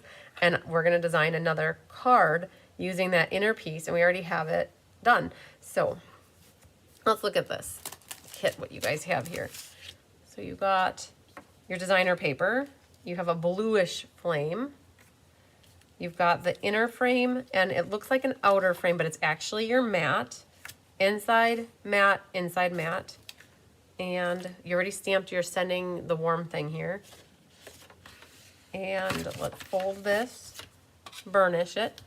I have a feral kitten hanging on my window screen of Mere Craft Room. Protest, no dinner yet. Oh no! Better feed that kitten some food. All right. Can hardly wait to get this kit. I'm so glad you had an extra one. Oh, good, Sherry. I'm so happy I had one for you too. Let's think about how we want to do this. So the ribbon is actually behind the designer paper. It's not behind the mat, which is awesome. I could not even begin to imagine having to glue these two pieces together and then putting it down. Before you glue this though, make sure you can see adequate amounts of the evening evergreen. If you can happen to trim a hair of it, you can't go for it. I'm looking at this and I feel like I could easily trim just a hair off of each side on my card kit to see a little bit more evening evergreen. So I'm going to be very careful to not overcut. But, you guys, those were like my hairs. That's it. They're actually thicker than a hair. But I'm hopeful that that gave me a little bit more green to see. And it gave me a little bit more. I'm happy with that. You could, keep trimming until you can't trim anymore, but you don't want to see that right there, right? All right, Jeannie Parker, go have that bathroom break and get an Oreo, a double stuffed Oreo. Okay, so if you have even a little bit more leeway, you could probably keep going until you see it a little bit more green, but just until you're happy with it. the ribbon goes behind this mat. So let's go ahead and you'll do this one on replay. Perfect. All right, so this, we're gonna get some tear and tape waiting over here and covering up the orange here. Orange, you glad we have class tonight? Ha ha ha. All right, this, we're gonna cut it just a hair longer. And again, we have about a 1/2 inch from the bottom edge. I always look at it from the front and then flip my tail over. I know that tear and tape is behind there waiting for me. And I should have, you know what, these flowers, they're gonna be flippy floppy. I should have put this here and then my tear and tape will have some support. It's like a good bra, you need some support, right? So our flowers are gonna need some support. And then that goes there. And now I did glue this flat, so let's peel this tear and tape backing off. And we got that ready. And now this guy. No front or back really, so we gotta be careful. I'll put a little glue here. And then this guy. A little bit of glue around the edge. Like that. Yeah, Oreo does sound really good. All right, then this goes right onto your card base. This one should fit right in the middle of it. You did a lot of testing before you got glue on it and put your ribbon on. Now that sits right in there. So there's our base. All about the base. Frame. The frame gets popped up, and I would definitely use the black dimensionals for it. They will be more incognito. And what's awesome is you can just cut this edging really thin. And that edge and that edge. We might use all those. This one will go the length here. Oh, make sure you get it facing the right way. So there's a lot of pretty decoration here that you can see this detail. I don't know if you can, let's see. You can kind of see that this is all delicate and intricately cut. And when you put dimensional on there, it's not gonna be so anymore. It's gonna be, like, you'll see the die cutting, but you won't be able to, like, it won't be able to move. It's okay. We want support. We don't want movement right now. All right, so those are good there. And then I had one more strip that I cut. I'm pretty sure I did. I felt like there were 3. It's still on here, that's why. All right, so then this one, we're gonna cut this in half and put that there. So that's why you guys wanna save the edges of your dimensionals so that you can do the long skinny tracks like this. And you gotta be careful putting this down because that black dimensionals, they're super sticky. And once you put that down, it kind of doesn't like to come back up. So we'll get that kind of situated. And I had a Stella pen. This would be perfect to Stella. So let's just get that done. So we just rejuvenated Stella last weekend. So if you're gonna squeeze Stella after you rejuvenate her, squeeze her over something else, not your project.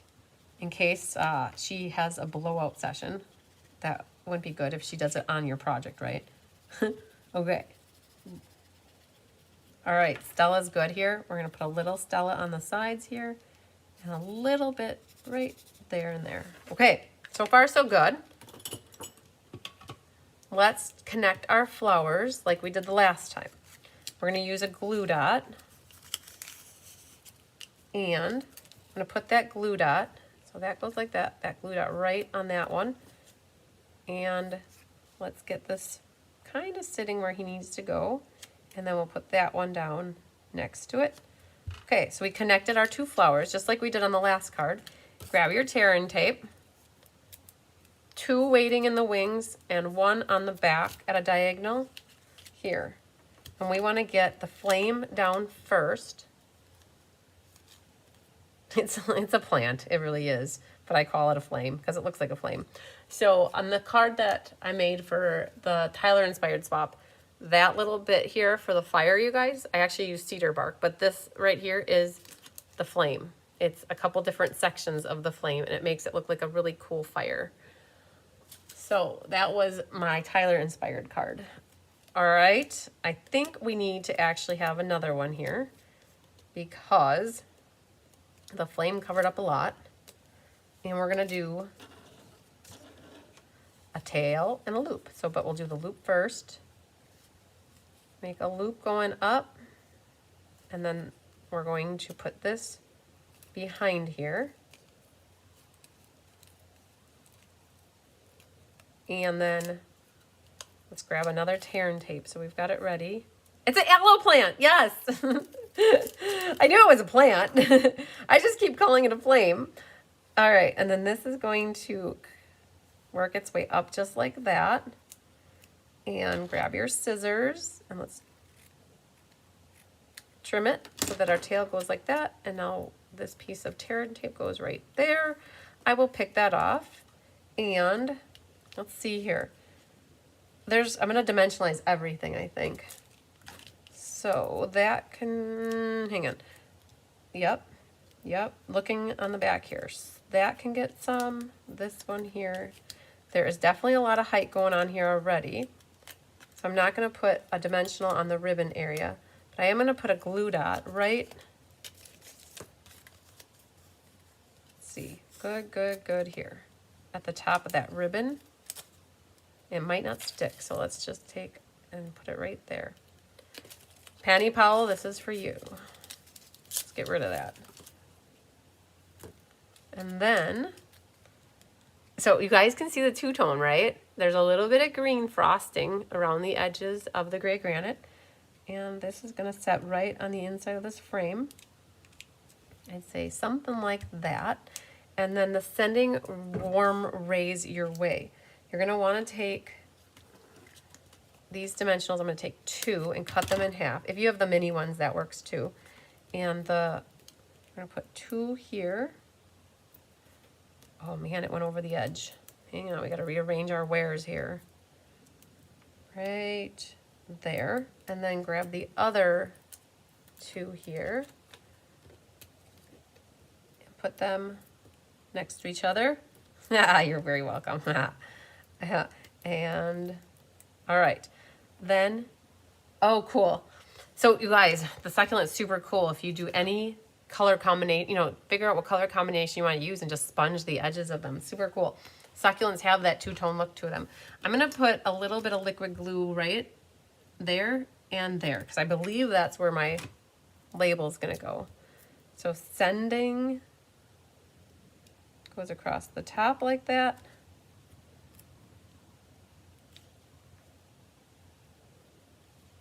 If you like things to be a little more straight, this might be hard for you, but I purposely cut them not identical and straight. I had a little bit of a crookedness there. I made it look like I didn't mean for it to be straight at all. All right. I can see that my frame was a little bit crooked. There's no fixing it now. I should have been off that way, but like to the naked eye, you probably don't see that. We just need to get some gems on here yet because we already did embellish. You could pull in some of these tan ones, and the blue ones are so pretty with it. We'll put one there and then one over here off the side. And let's see here. This creamy one might look really nice. You know what? Let's go for, oh no, I don't want it to be symmetrical on the side. So let's grab that one and put it there. And a little tan one. You can't see the tan on the tan, so we won't do that. And then put one more little blue one there. Maybe that'll work good. You guys do whatever you want. It's your card, right? Make it pretty. Make it pretty in whatever way you want. Let's see, that guy, I think we're just gonna let it be. Okay. Oh, we're not done. We have an inside. What does the inside look like? Oh, a succulent. Okay. In soft succulent. I think we need to clean up on aisle 9, or is it clean? Oh, it's clean. Very nice. Cleaned up ahead. And then we're going to stamp this little dude. The inside. Right there. And we'll get that glued in.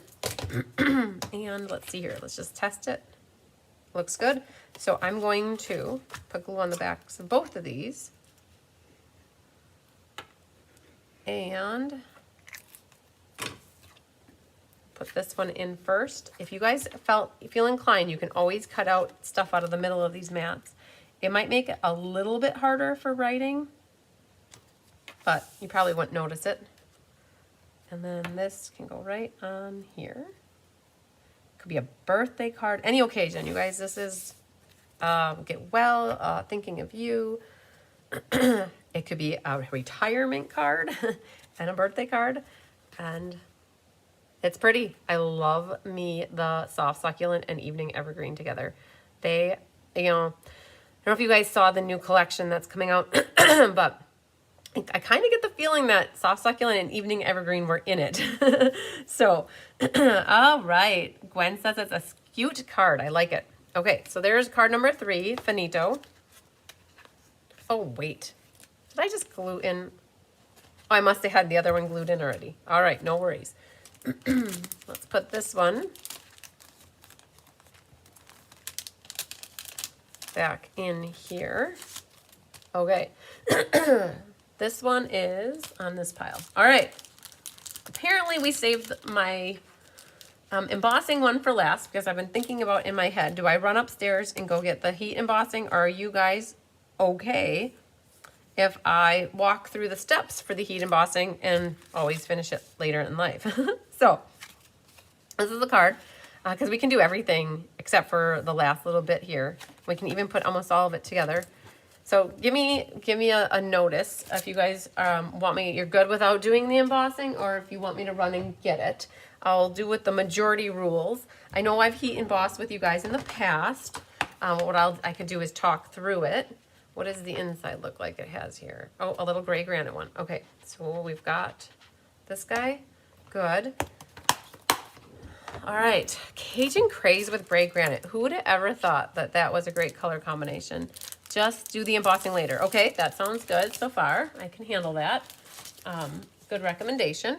All right. So this is gray granite for your base, and it's a vertical card this time. Trudy says later. Later is good, Linda Hall. Perfect. Okay, so I'm getting the gist that later is good. Okay, so we'll talk through how to do embossing, and then I can do it later. Perfect. You guys, you have a gray granite piece like this that is for your embossing. What you would do is, if you have the embossing buddy, just run it over it. You stamp this in Versamark, which is a pigment pad, and then you stamp it, and then you pour the white powder all over it. You definitely want to use the toolkit that has like a little tweezers, or you can use a clothespin, sprinkle on the embossing powder, heat it up, and it turns to like an awesome look with especially white on darker images. So that's that piece. Oh, I have a little scrap here of a ribbon that I will put to good use. You have your little 1 1/4 by 2, 2 1/2, and 3 here. Your Aztec-y geometrical shape is there. We've got the designer paper that goes on the Cajun, and you've got a white going on your Cajun as well.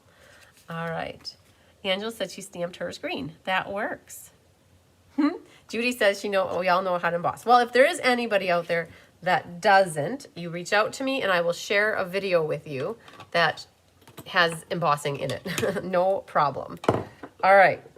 Let's see here. Let's stamp our little guy here in gray granite on the bottom. You could use whatever color you want, but I'll go with the gray granite. And I think that's it for the moment for stamping, because we already have our succulent stamped. All right, so let's get these guys glued down.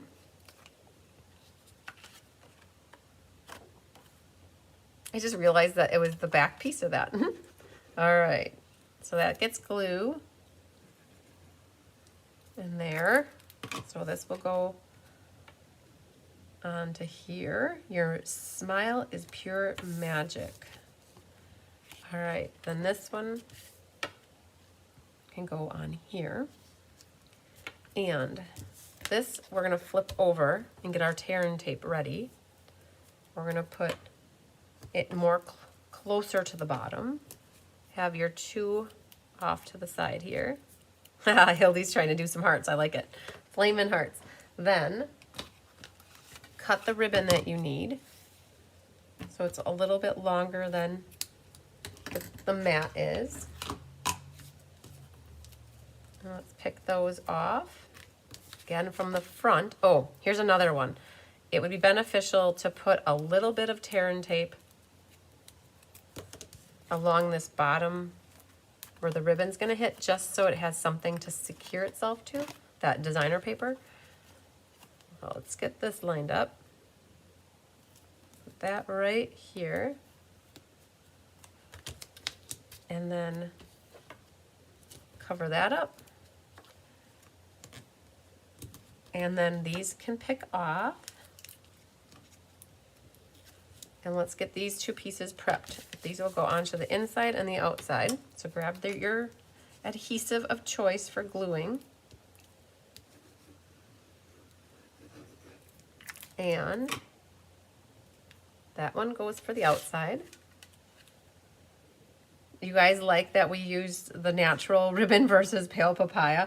I think it made it so much easier to create 4 cards for this class, being able to use the natural ribbon versus the pale papaya. The pale papaya was such a specific color, and it's hard to color that ribbon, so the natural is what we gravitated to. Okay, these little rectangle pieces, they are popped up with dimensionals, so grab those, and let's get them popping.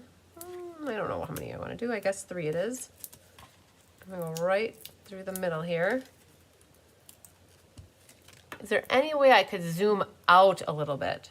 Do you mean zoom in a little bit? I can't zoom out. I've got it as far back as I can. The only way I could zoom out is if I take my contraption with the arm and go up higher. I can zoom in like that, but not any further out. I'm out as far as I can go. My camera is like right here, right? So it's it's right there. So Catherine Healy, I think you were outvoted. Catherine, if you need to watch how to do embossing, let me know, and I will look back or think back to when we last heat embossed on a class, and we could have you watch that in case you're wondering on how to emboss. All right, so we've got that ribbon secure here, and they're all right justified evenly, and I see just a little bit of ribbon down here. I'm not going to push these down quite yet because I want to get them all situated before pushing them down, because I might end up moving them. So I'm going to put that one there, and I'm trying to put the same distance here like that. And now I'm still not going to push these down until I've got my flower ready to go. I'm going to bring that down a hair, and I think this one's going to come down a hair as well. Betty Pyle says, nope, that's too close. Were you wanting it closer, or were you wanting it out? Because zooming out is going back and zooming in is going closer. So I don't know if you want it in closer or if you want it out. Let me know. The other thing though I noticed here is half of this is kind of riding the ribbon and half isn't. I don't like that. So what I will do is, it's not good to ride the ribbon. I'm gonna you can ride the rainbow, but not the ribbon. So let's put a couple more dimensionals right on that bottom edge like that. All right, so then that will catch the ribbon. I'm still not pushing these down quite yet. Hi, Feline Mays from Eastern Oregon. All right, we need to cut this guy in half, because half goes at the top, half goes at the bottom. And we want to connect our succulents, again, just like we did for the last card. And so grab your glue dot.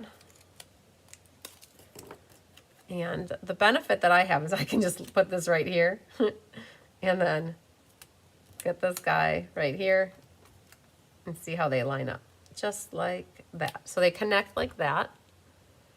like that. I just don't see the bottom of the card you're working on. That's interesting. So it might be something to do with your screen, Betty, because I'm watching on my phone and I can see the bottom of the card. And if I flip it this way, I can also see the bottom of the card. So I'm wondering if it's something to do with your screens or your setting. I don't know, does anybody else have it cut off? Because I could probably go right out to there and now I got the bottom cut off, but just curious. All right, so this guy's here. And let's just play with this. This is gonna end up going right about here. So we're gonna be able to leave a little room. And I have it so that this rests right on top of that label. And I didn't like to have a little bit of gap there. And then having it like that, I'm gonna actually move this one down a hair because I don't wanna see that gap. That's why I didn't press these down quite yet. So that guy's gonna come down a hair too. So then this sits here, that's gonna sit there, and now I've kind of like bridged the gap right there. And then we need to do our same ribbon technique with a tail and a loop that we've been doing so far on almost all of them but the one. So prep the back of this with your tear-in tape.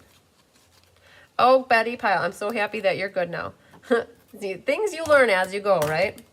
All right, we need a little loop and a widow tail. So that comes down. Let's prep this so that it has something to hang on to when it comes back.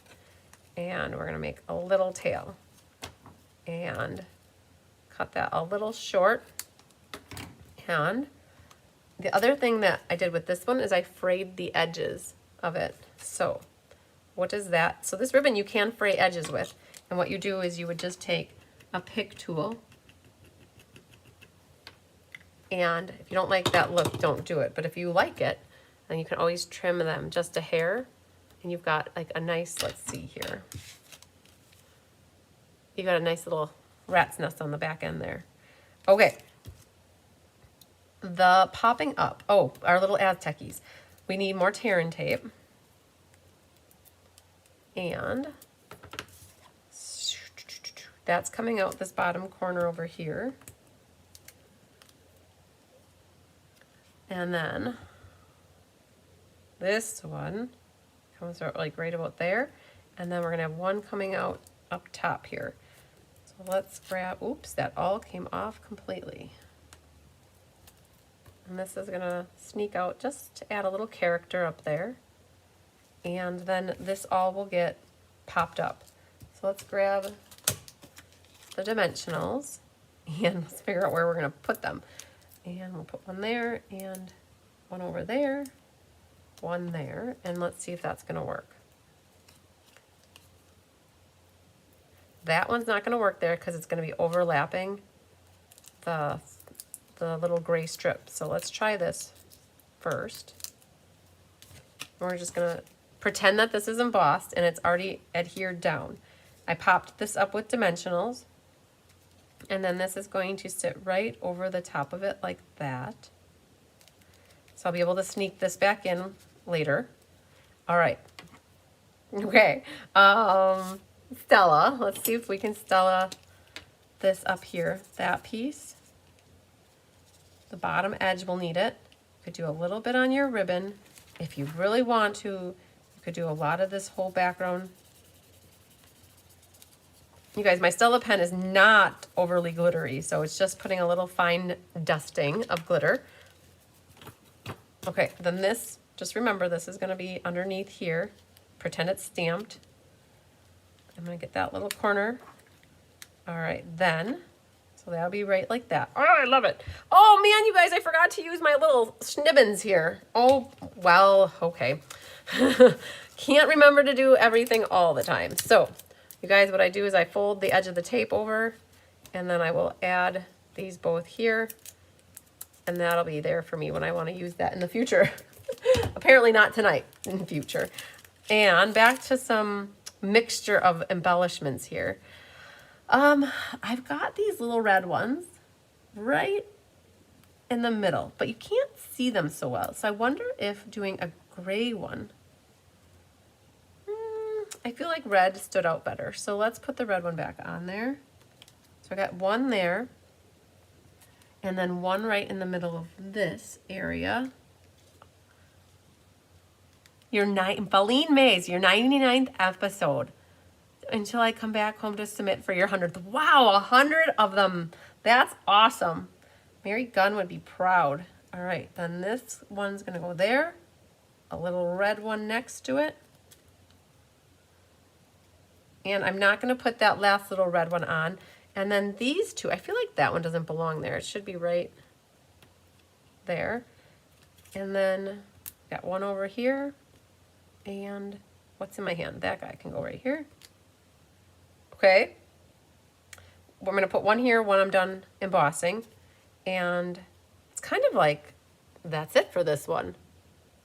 I like it. So the layout is super cool, you guys. I'll be honest with you. I noticed now that I don't really see my designer paper over here.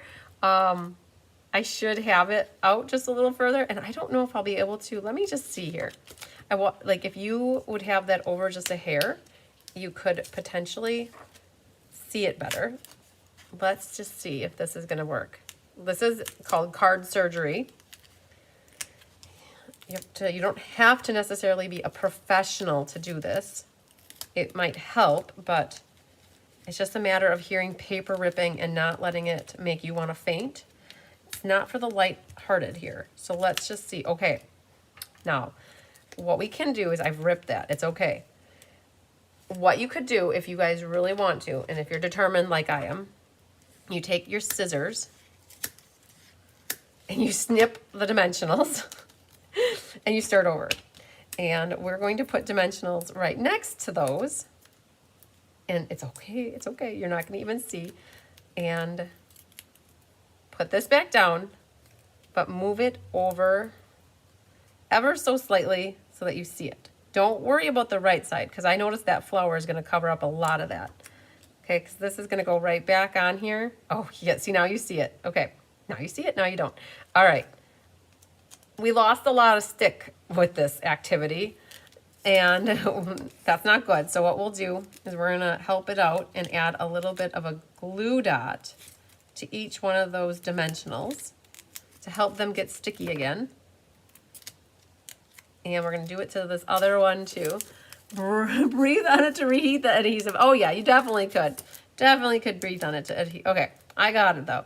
You guys, see, when you pull this back in, you're never going to know that that DSP is not all the way to the edge on that right side. And when this goes back here, let's see, that needs to get wiggled a little bit down like that. There. Okay, do you see what I just did? I pulled it off and I moved this piece of designer paper over, so now you can see it sneaking out the left-hand side behind here. When it's good and it's where you want it, squish it good, right? This one needs a dimension. You could see it's not sticking there. I'm gonna pop this dimensional in to help give it some support, right there. And then we're gonna do one more. So I got the bottom, but I never did the top. So let's get that one right in here. There, much better. Okay, now it's not all flippy floppy. This one too, if you wanna add a little bit of a glue dot back there, let's get that right behind our little geometrical shape. Good, okay.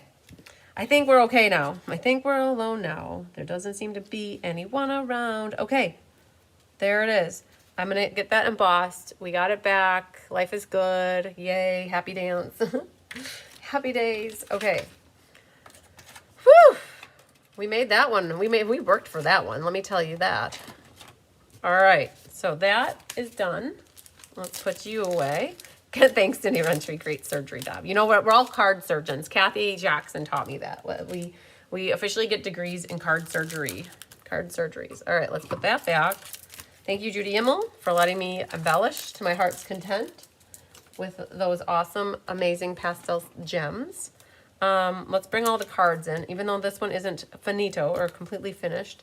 Let's see what you guys like. Which one is, thank you guys for giving me permission not to run up and get the embossing powder. Which one do you like? They're all so different. I know if Chris was here, she'd say that she loves them all the same. So I know that. Let's see here what you guys like though. Oh, Judy, now that I have these embellishments, I could probably finish kitting up some of the cards. Because like 6 kits short on embellishments. So I bet I could finish them now. All right, let's see what you guys are saying. Love it, pretty, great surgery job. I'm excited for the mug club. Yay, totally agree. Breathe on it, reheat it. Okay, so I'm seeing all your comments come through. Don't looking like I'm missing anything. So I get my little bit of stuff cleaned up here. All right, let's clean you. I made the mistake when I made a card and accidentally put my personalized stamp on the inside panel of the card instead of on the back. Oops. Include the new card. There you go. That works. Judy Sharp says the green one. I think you mean that green one. Angela loves them all. All of them are beautiful. Green with the frame is your favorite. Awesome, Sherry Stewart. Yeah, I love that one too. There's something, you know, I'm not the biggest orange fan. This is orange. Cajun Craze is orange to me. But there's something about the gray granite with the orange that speaks to me. I really like it. Sarah Mitchell loves them all. Cool. Let's get these guys. Look at all this mess here. I'm going to actually save that. You guys are going to laugh, but I'm going to save that little schnibbins there. He might come in handy someday. Let's try to not put all this on the floor. All right, let's get that out of here. The dark green with the frame. Good. All right. Let's get that in the garbage. Okay. Love them all, but the first card really stands out from the others. Yes, it's so bright and cheerful. Definitely agree. The dark green with the frame for Feline. Good. Shirley likes them all. They're all so pretty. Good, good, good. I'm glad you guys like them. So let's show you guys what's coming up for the next ink, paper, scissors, in case you missed it. It is technically February's ink, paper, scissors, but it is in the month of March. It's actually 4 weeks from tonight. It is March 2nd for the next ink, paper, scissors. It's the Queen Bee card class. So it's ink, paper, scissors featuring the Queen Bee. And you might want to have the Queen Bee stamp set. I know that the dies are no longer in stock. They just went out yesterday. So you can still get the stamp set if you don't have it, or you can wait for it to come back in stock and get the bundle again. But at the moment, the dies are out. I don't remember off the top of my head if it was March or February for when they come back in. I don't know if anybody has a hot second to look that up and tell us what the day is on it. That's done. These are done. Okay, so just a reminder too, Celebration is coming up for March. Ooh, I don't remember. It's March something here. March 9th is Celebration for the online version. If you buy $100 worth of product from me, if you're new to my team and you place your first order, and you are on my team and you have 2 people join your team, that's how you're invited, and we're going to be making this book. Nothing is in stock until April. Oh man. So if you qualify, you'll get all the materials to make a book very similar to this. Just a reminder too, if you want to watch the class with me, you can always watch the class. That's coming up for Thursday, March 9th for my online audience. And then Jennifer needs to get on the list for ink, paper, scissors. Yes. Oh yeah, Feline did her January swaps with the Queen Bee. I loved them. Let's see here. This is the Queen Bee class. So Jennifer Jones, yes, we will get you added for the Queen Bee class. Okay, the paper that you're going to get is the black and white paper called Perfectly Penciled. So you get a quarter pack of that. You get a roll of the gingham ribbon, and you'll get the matte classic dots. So don't worry if you don't, this stamp is not a flower. I shouldn't say that. This flower is not a stamp. This is actually the designer series paper that comes in the pack. So everybody will have this section. So you'll be able to color it and fussy cut it. The bee is die cut and you need a sentiment, okay? I stamped on the inside of here, the birthday with a bee. That's from like the tulip set, but any sentiment works on the inside. I definitely have that in here upside down and inside out. Let's see here, like that. All right, so that's one card featuring Mary Merlot. This one features crushed curry and the black. It is a different fold as well. Again, the next three cards all use the B stamp. So you're gonna get a piece of paper big enough for you to stamp the B 3 times, and then you'll need to die cut them or fussy cut them. And then it opens like this and like that. And again, you'll use, and that's the Hive embossing folder. You need some memento ink here, and then smoky slate is the background with those little word-ish things. And so there's that one. This one is featuring Gorgeous Grape, and it looks like a woman's blouse when you put it this way, right? It looks like a collar coming down and like a blouse. So it's split this way, and you've got ribbon around the edges. The vellum wings will be die cut for you, and you'll just need to make them purple if you want them purple. And then the bees on this one, you have your circles already die cut. Having a sentiment. So that sentiment comes from the On the Farm bundle, but any sentiment that fits in that area would work. And then I've got on the inside here, the happy birthday with the bee. And then the last one features Rich Razzleberry and Coastal Cabana. It's a fun fold again. And it's like a little envelope pocket flap that tucks into the bee like that. And then I don't have the inside in, you guys. I always have them on the back. So let's get the grand like previewing here. Let's get that in here. So when you open it up this way, then you've got your mat on the inside. And we've got this already will be embossed for you with the Time Worn type. This bee is stamped in Rich Razzleberry. And then we've got Birthday Queen on the little label that comes, and then a little ribbon. And so that little pocket flap kind of goes like that. And you could color your flowers if you wanted. Definitely could make them Rich Razzleberry-ish if you like. So that's the fourth card. So that's ink, paper, scissors. March 13th for the bee dies per Judy Sharp. Yay, thanks for letting us know that, Judy. So put it on your calendar if you're interested in waiting for the bundle. So the class is March 2nd, right? So if you want to wait for the bundle, you could always get the class and then get the stamps and dies right after. You could always buy the stamps now and always get the bundle or the dies later too. You just lose the 10% then. Okay, so that's the Queen Bee ink, paper, scissors. Let's talk to you really quick about the Scenic Garden, you guys. I published this and then I emailed it, and I emailed the wrong information. So I had a lot of confused people. I'm so sorry.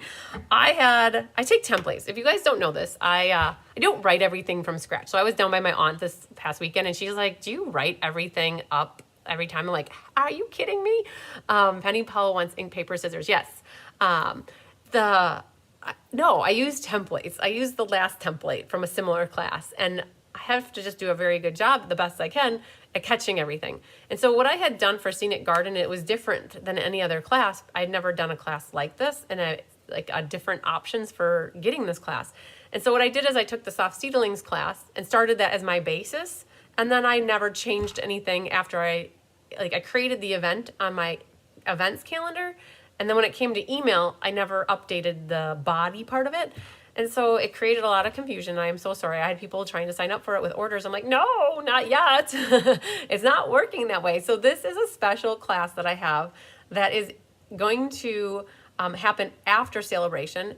And it's to help me after Sale-a-bration, right? Also, I'm doing a team perk for it, for letting my team be able to purchase it, and that's it. So Lynn Beasley also for the IPS. Okay, so Penny, Lynn, and Jennifer Jones. I'm trying to remember that, but you guys also email me. That would be great. So there's 3 different ways you can get the Scenic Garden class. So I did this as a collaboration with Jennifer Merle Hampshire, and she's offering this the same way to her customer group.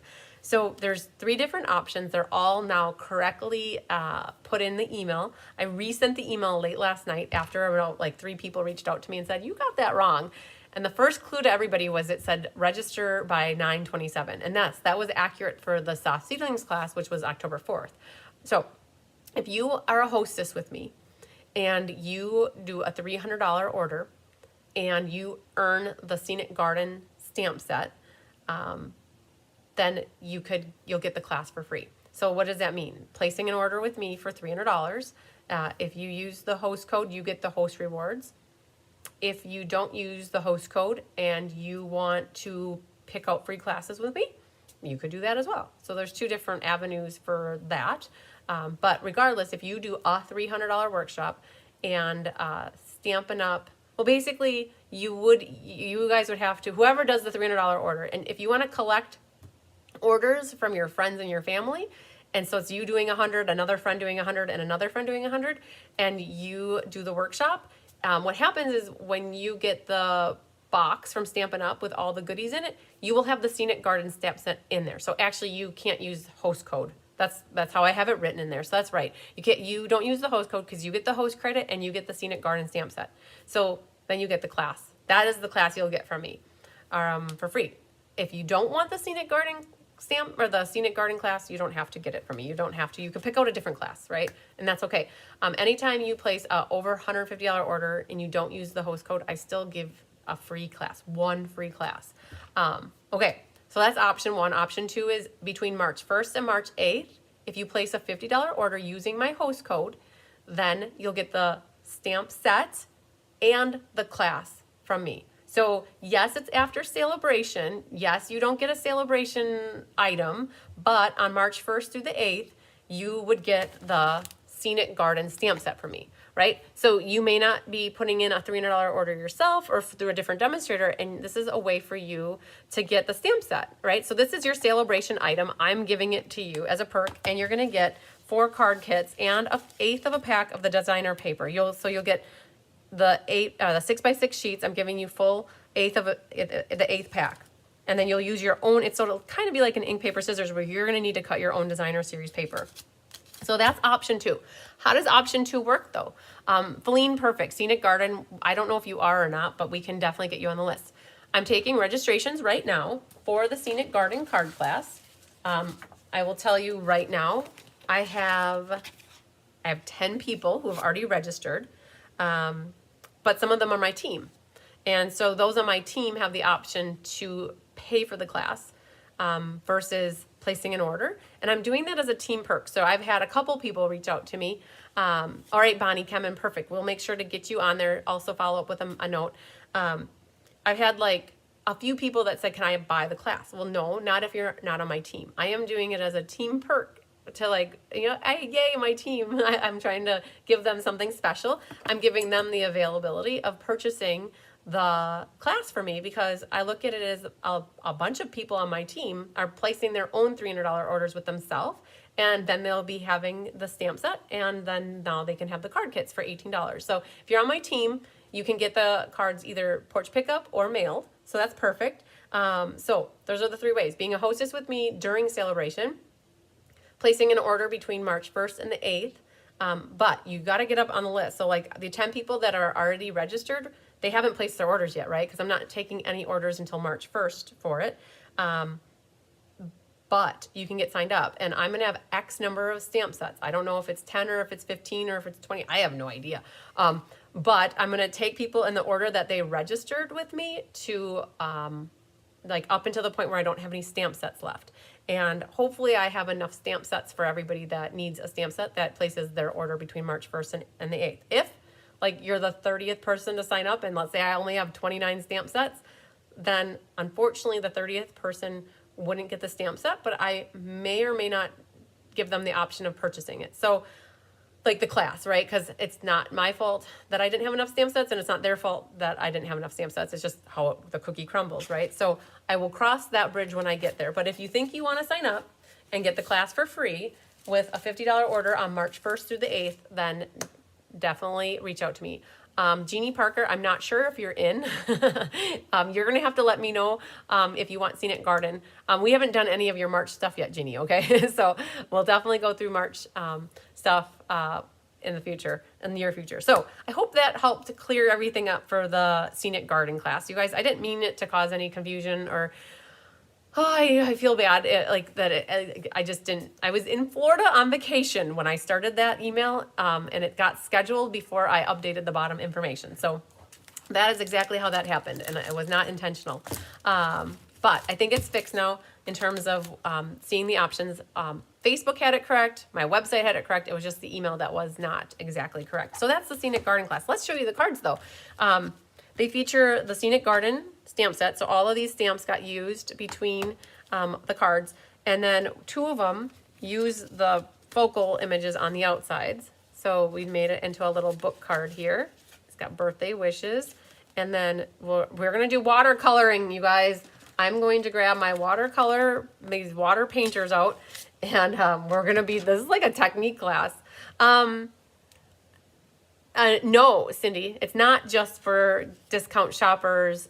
It's for my customers and my team. So customers can purchase the class via an order, and that order needs to be placed between March 1st and the 8th using the current host code. That's how my customers can get the class. So by placing that order, this could be your free class, and it comes with a stamp set, right? If you're on my team, but you're not, my team can buy it right out. Or if I have a hostess with me during the month of February or January who places a $300 workshop with me, that's how they also can get it. Hi, darling. And then this one features, you guys, the sending. So the sending smiles stamps got used on these cards to actually help with sentiments because, man, here, like this, a card to say hello. There are no sentiments. So we brought in sending smiles for the sentiments on these and added the sending smiles dies. So these are the 4 cards. You guys love them. I've been getting lots of feedback that they are beautiful. So I'm so happy you guys like these cards. It's awesome. So Cindy, or anybody, what you can do, I want Penny Powell, $50, perfect. If you just go to my website and go to my events, go to March 20th. You guys, that's when the class is. It's a Monday afternoon before Mystery Card Night. I gotta flip my phone this way. For some reason, it doesn't like there. And then if you go here to March 20th, you guys, I have option 1, option 2, and option 3. Read through them. Cindy, you're gonna fall into the bucket of option number 2, I would guess. Unless you want to be a hostess with me during the month of February. That's always an option. So you guys, the Scenic Garden can be found right there on March 20th. Okay, we need to do a door prize, but I'm glad we got through showing you guys all of that stuff. Oh, there's 2 more. Might as well show you in case you guys missed it. Let's Just Stamp is next week, Monday, not the 6th, but the following Monday, the 13th, where it features Sweet Citrus. And this is what Mom and I were working on today. So we've got these all kitted up. And there's that one. So we've got a lime, a grapefruit, and then the tangerine. Okay, Melanie Foy, perfect. We can get you signed up for it as well. And the monthly class, this is all kitted up now too. So we've got that one featuring Dainty Delight. That one features Beautifully Happy, as well as Favorite Flowers. And then the Ginkgo Bilboa branch. Yay! A sympathy card. But you guys, you could put whatever you want there.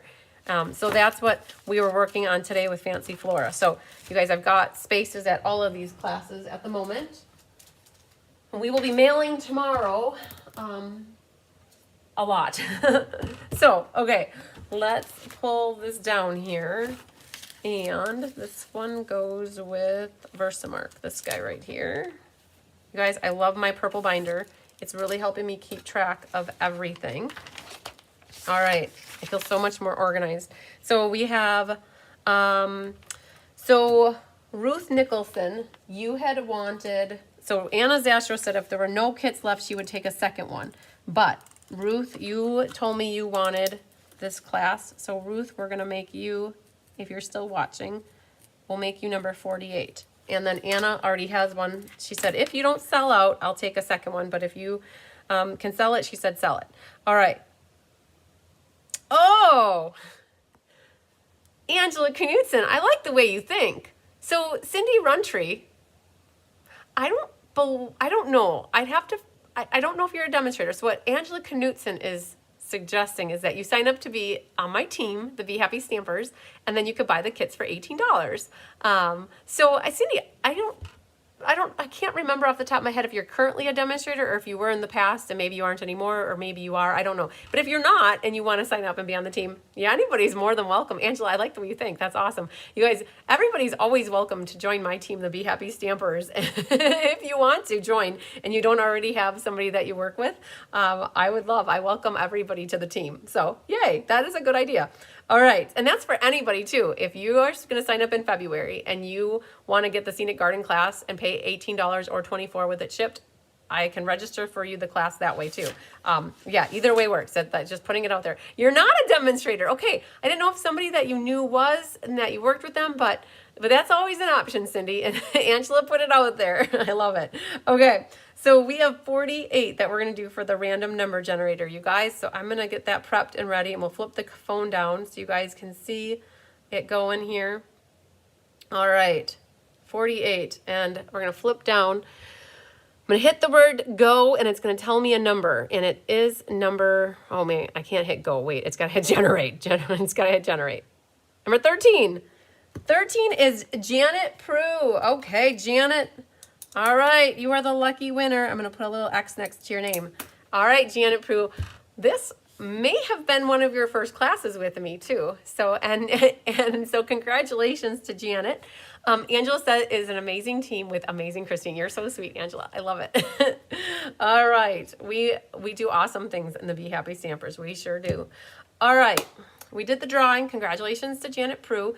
If you guys didn't see last night, I did a special little Facebook Live for Sale-a-bration board number 4, and Karen Stagg won that. So congratulations to Karen. Oh, so Cindy says funds don't allow it. Well, it's okay. You know what? I always tell everybody that they have to do what's right with them, and you have to know your budget better than anybody else, because I don't. I don't know your budget, I guess is what I'm saying. So it's always, well, yeah, and maybe someday the timing will work, and they have sign-up specials periodically throughout the year. Right now it's the Sale-a-bration special, you guys. It's $175 worth of product for $99. Or if you add $30, you can get the little stamp and cut and emboss machine. But yeah, so, all right. Okay, so we talked about it, you guys. I did not pull the monthly creative challenge, the class card challenge, or the top fan. And I plan to do that in conjunction with the, what is it?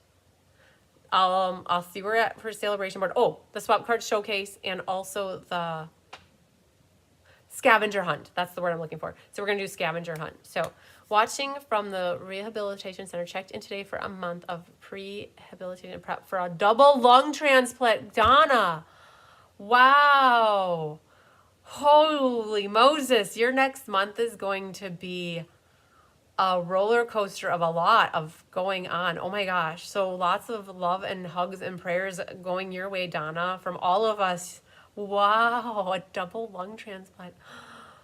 Oh man, my thoughts and prayers are with you. Wow.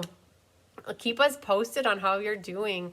I have your address. I'll send you a card, but you're going to be at the rehabilitation center. So if you want any love and support, Donna, and you want cards, I know you're in Canada, but there are international stamps. They're only like 30 cents more. We can put something in the mail. So let me know. I can put, wow, that's a big surgery. So we wish you all the best and much success for it to you come out of there with a good transplant and some good lungs. Wow. Okay. That was a shocker. Oh man. Okay. Oh, lots of, yeah, prayers for Donna. Yeah, Mary Hartman too, her husband was just diagnosed with cancer as well the last 3 days. So lots of love and hugs and prayers going out to Mary Hartman and her husband. And then also Carissa and her mom. Her mom was just diagnosed with cancer as well. So lots of love and hug and prayers to everybody that needs it, you guys. We're all in a world of hurt with what's going on. We all could use the extra love. So, all right. What else? I don't know if there was anything else at the moment. Oh my gosh, it's 8:30. That took a long time, you guys. I didn't mean for class. I didn't even look at the clock until right now. Yeah, so Donna, you'll have to private message. I have your address, and so what I can do is put a little, I calling out for cards. If anybody wants to send cards, we can definitely share your address. Yeah, but lots of extra prayers. Everybody can always send extra prayers. That's an easy thing to do. You guys, okay, I don't know much else. Hugs and prayers for my little honey bee too. My little kitten Honey is not doing so good. She's sick. She's been sick since Sunday or since Monday night. Tyler said she got sick on Monday and she's been down and out. I found a lump on her neck as well. And so she goes in on Tuesday with Tigger to do their spaying and neutering, and so they're going to look and figure out what's going on. It's like a quarter size lump underneath her neck area here, and so she doesn't like you to touch it. So something's not right with my little honeybee either. So sad about that, you guys.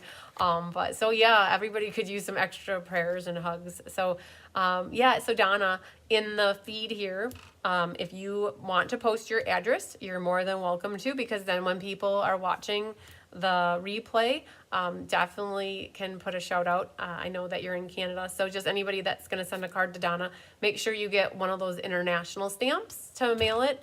And if it's over an ounce, you need the extra ounce stamp on it as well. So, or just take it to your post office and they can help you get the right postage on it. But Donna, you're more than welcome to share your address on here if you want some love. I think the community here is safe. You're not going to get some creepers in the corner sending you weirdo love letters. So yeah. All right. Oh, you guys, and you don't see that paper pumpkin back here. There was somebody that found, was looking for a paper pumpkin, so I don't have any of the January paper pumpkins. So, all right, you guys, I think I'm going to sign off, and my phone is almost dead. So that means it's time for me to go. Lots of sunshine, love, and hugs to you guys. If you need anything in the interim, don't hesitate to reach out. If you emailed me again in the last like 6 or so days, just give me a moment. By Saturday, my plan is to get through all my emails and get everybody back on track again. So, all right, you guys, I'll see you later. Love you. I'm going to count to 5, and then I'm going to end it just in case it ends me early. So, 1, 2, 3,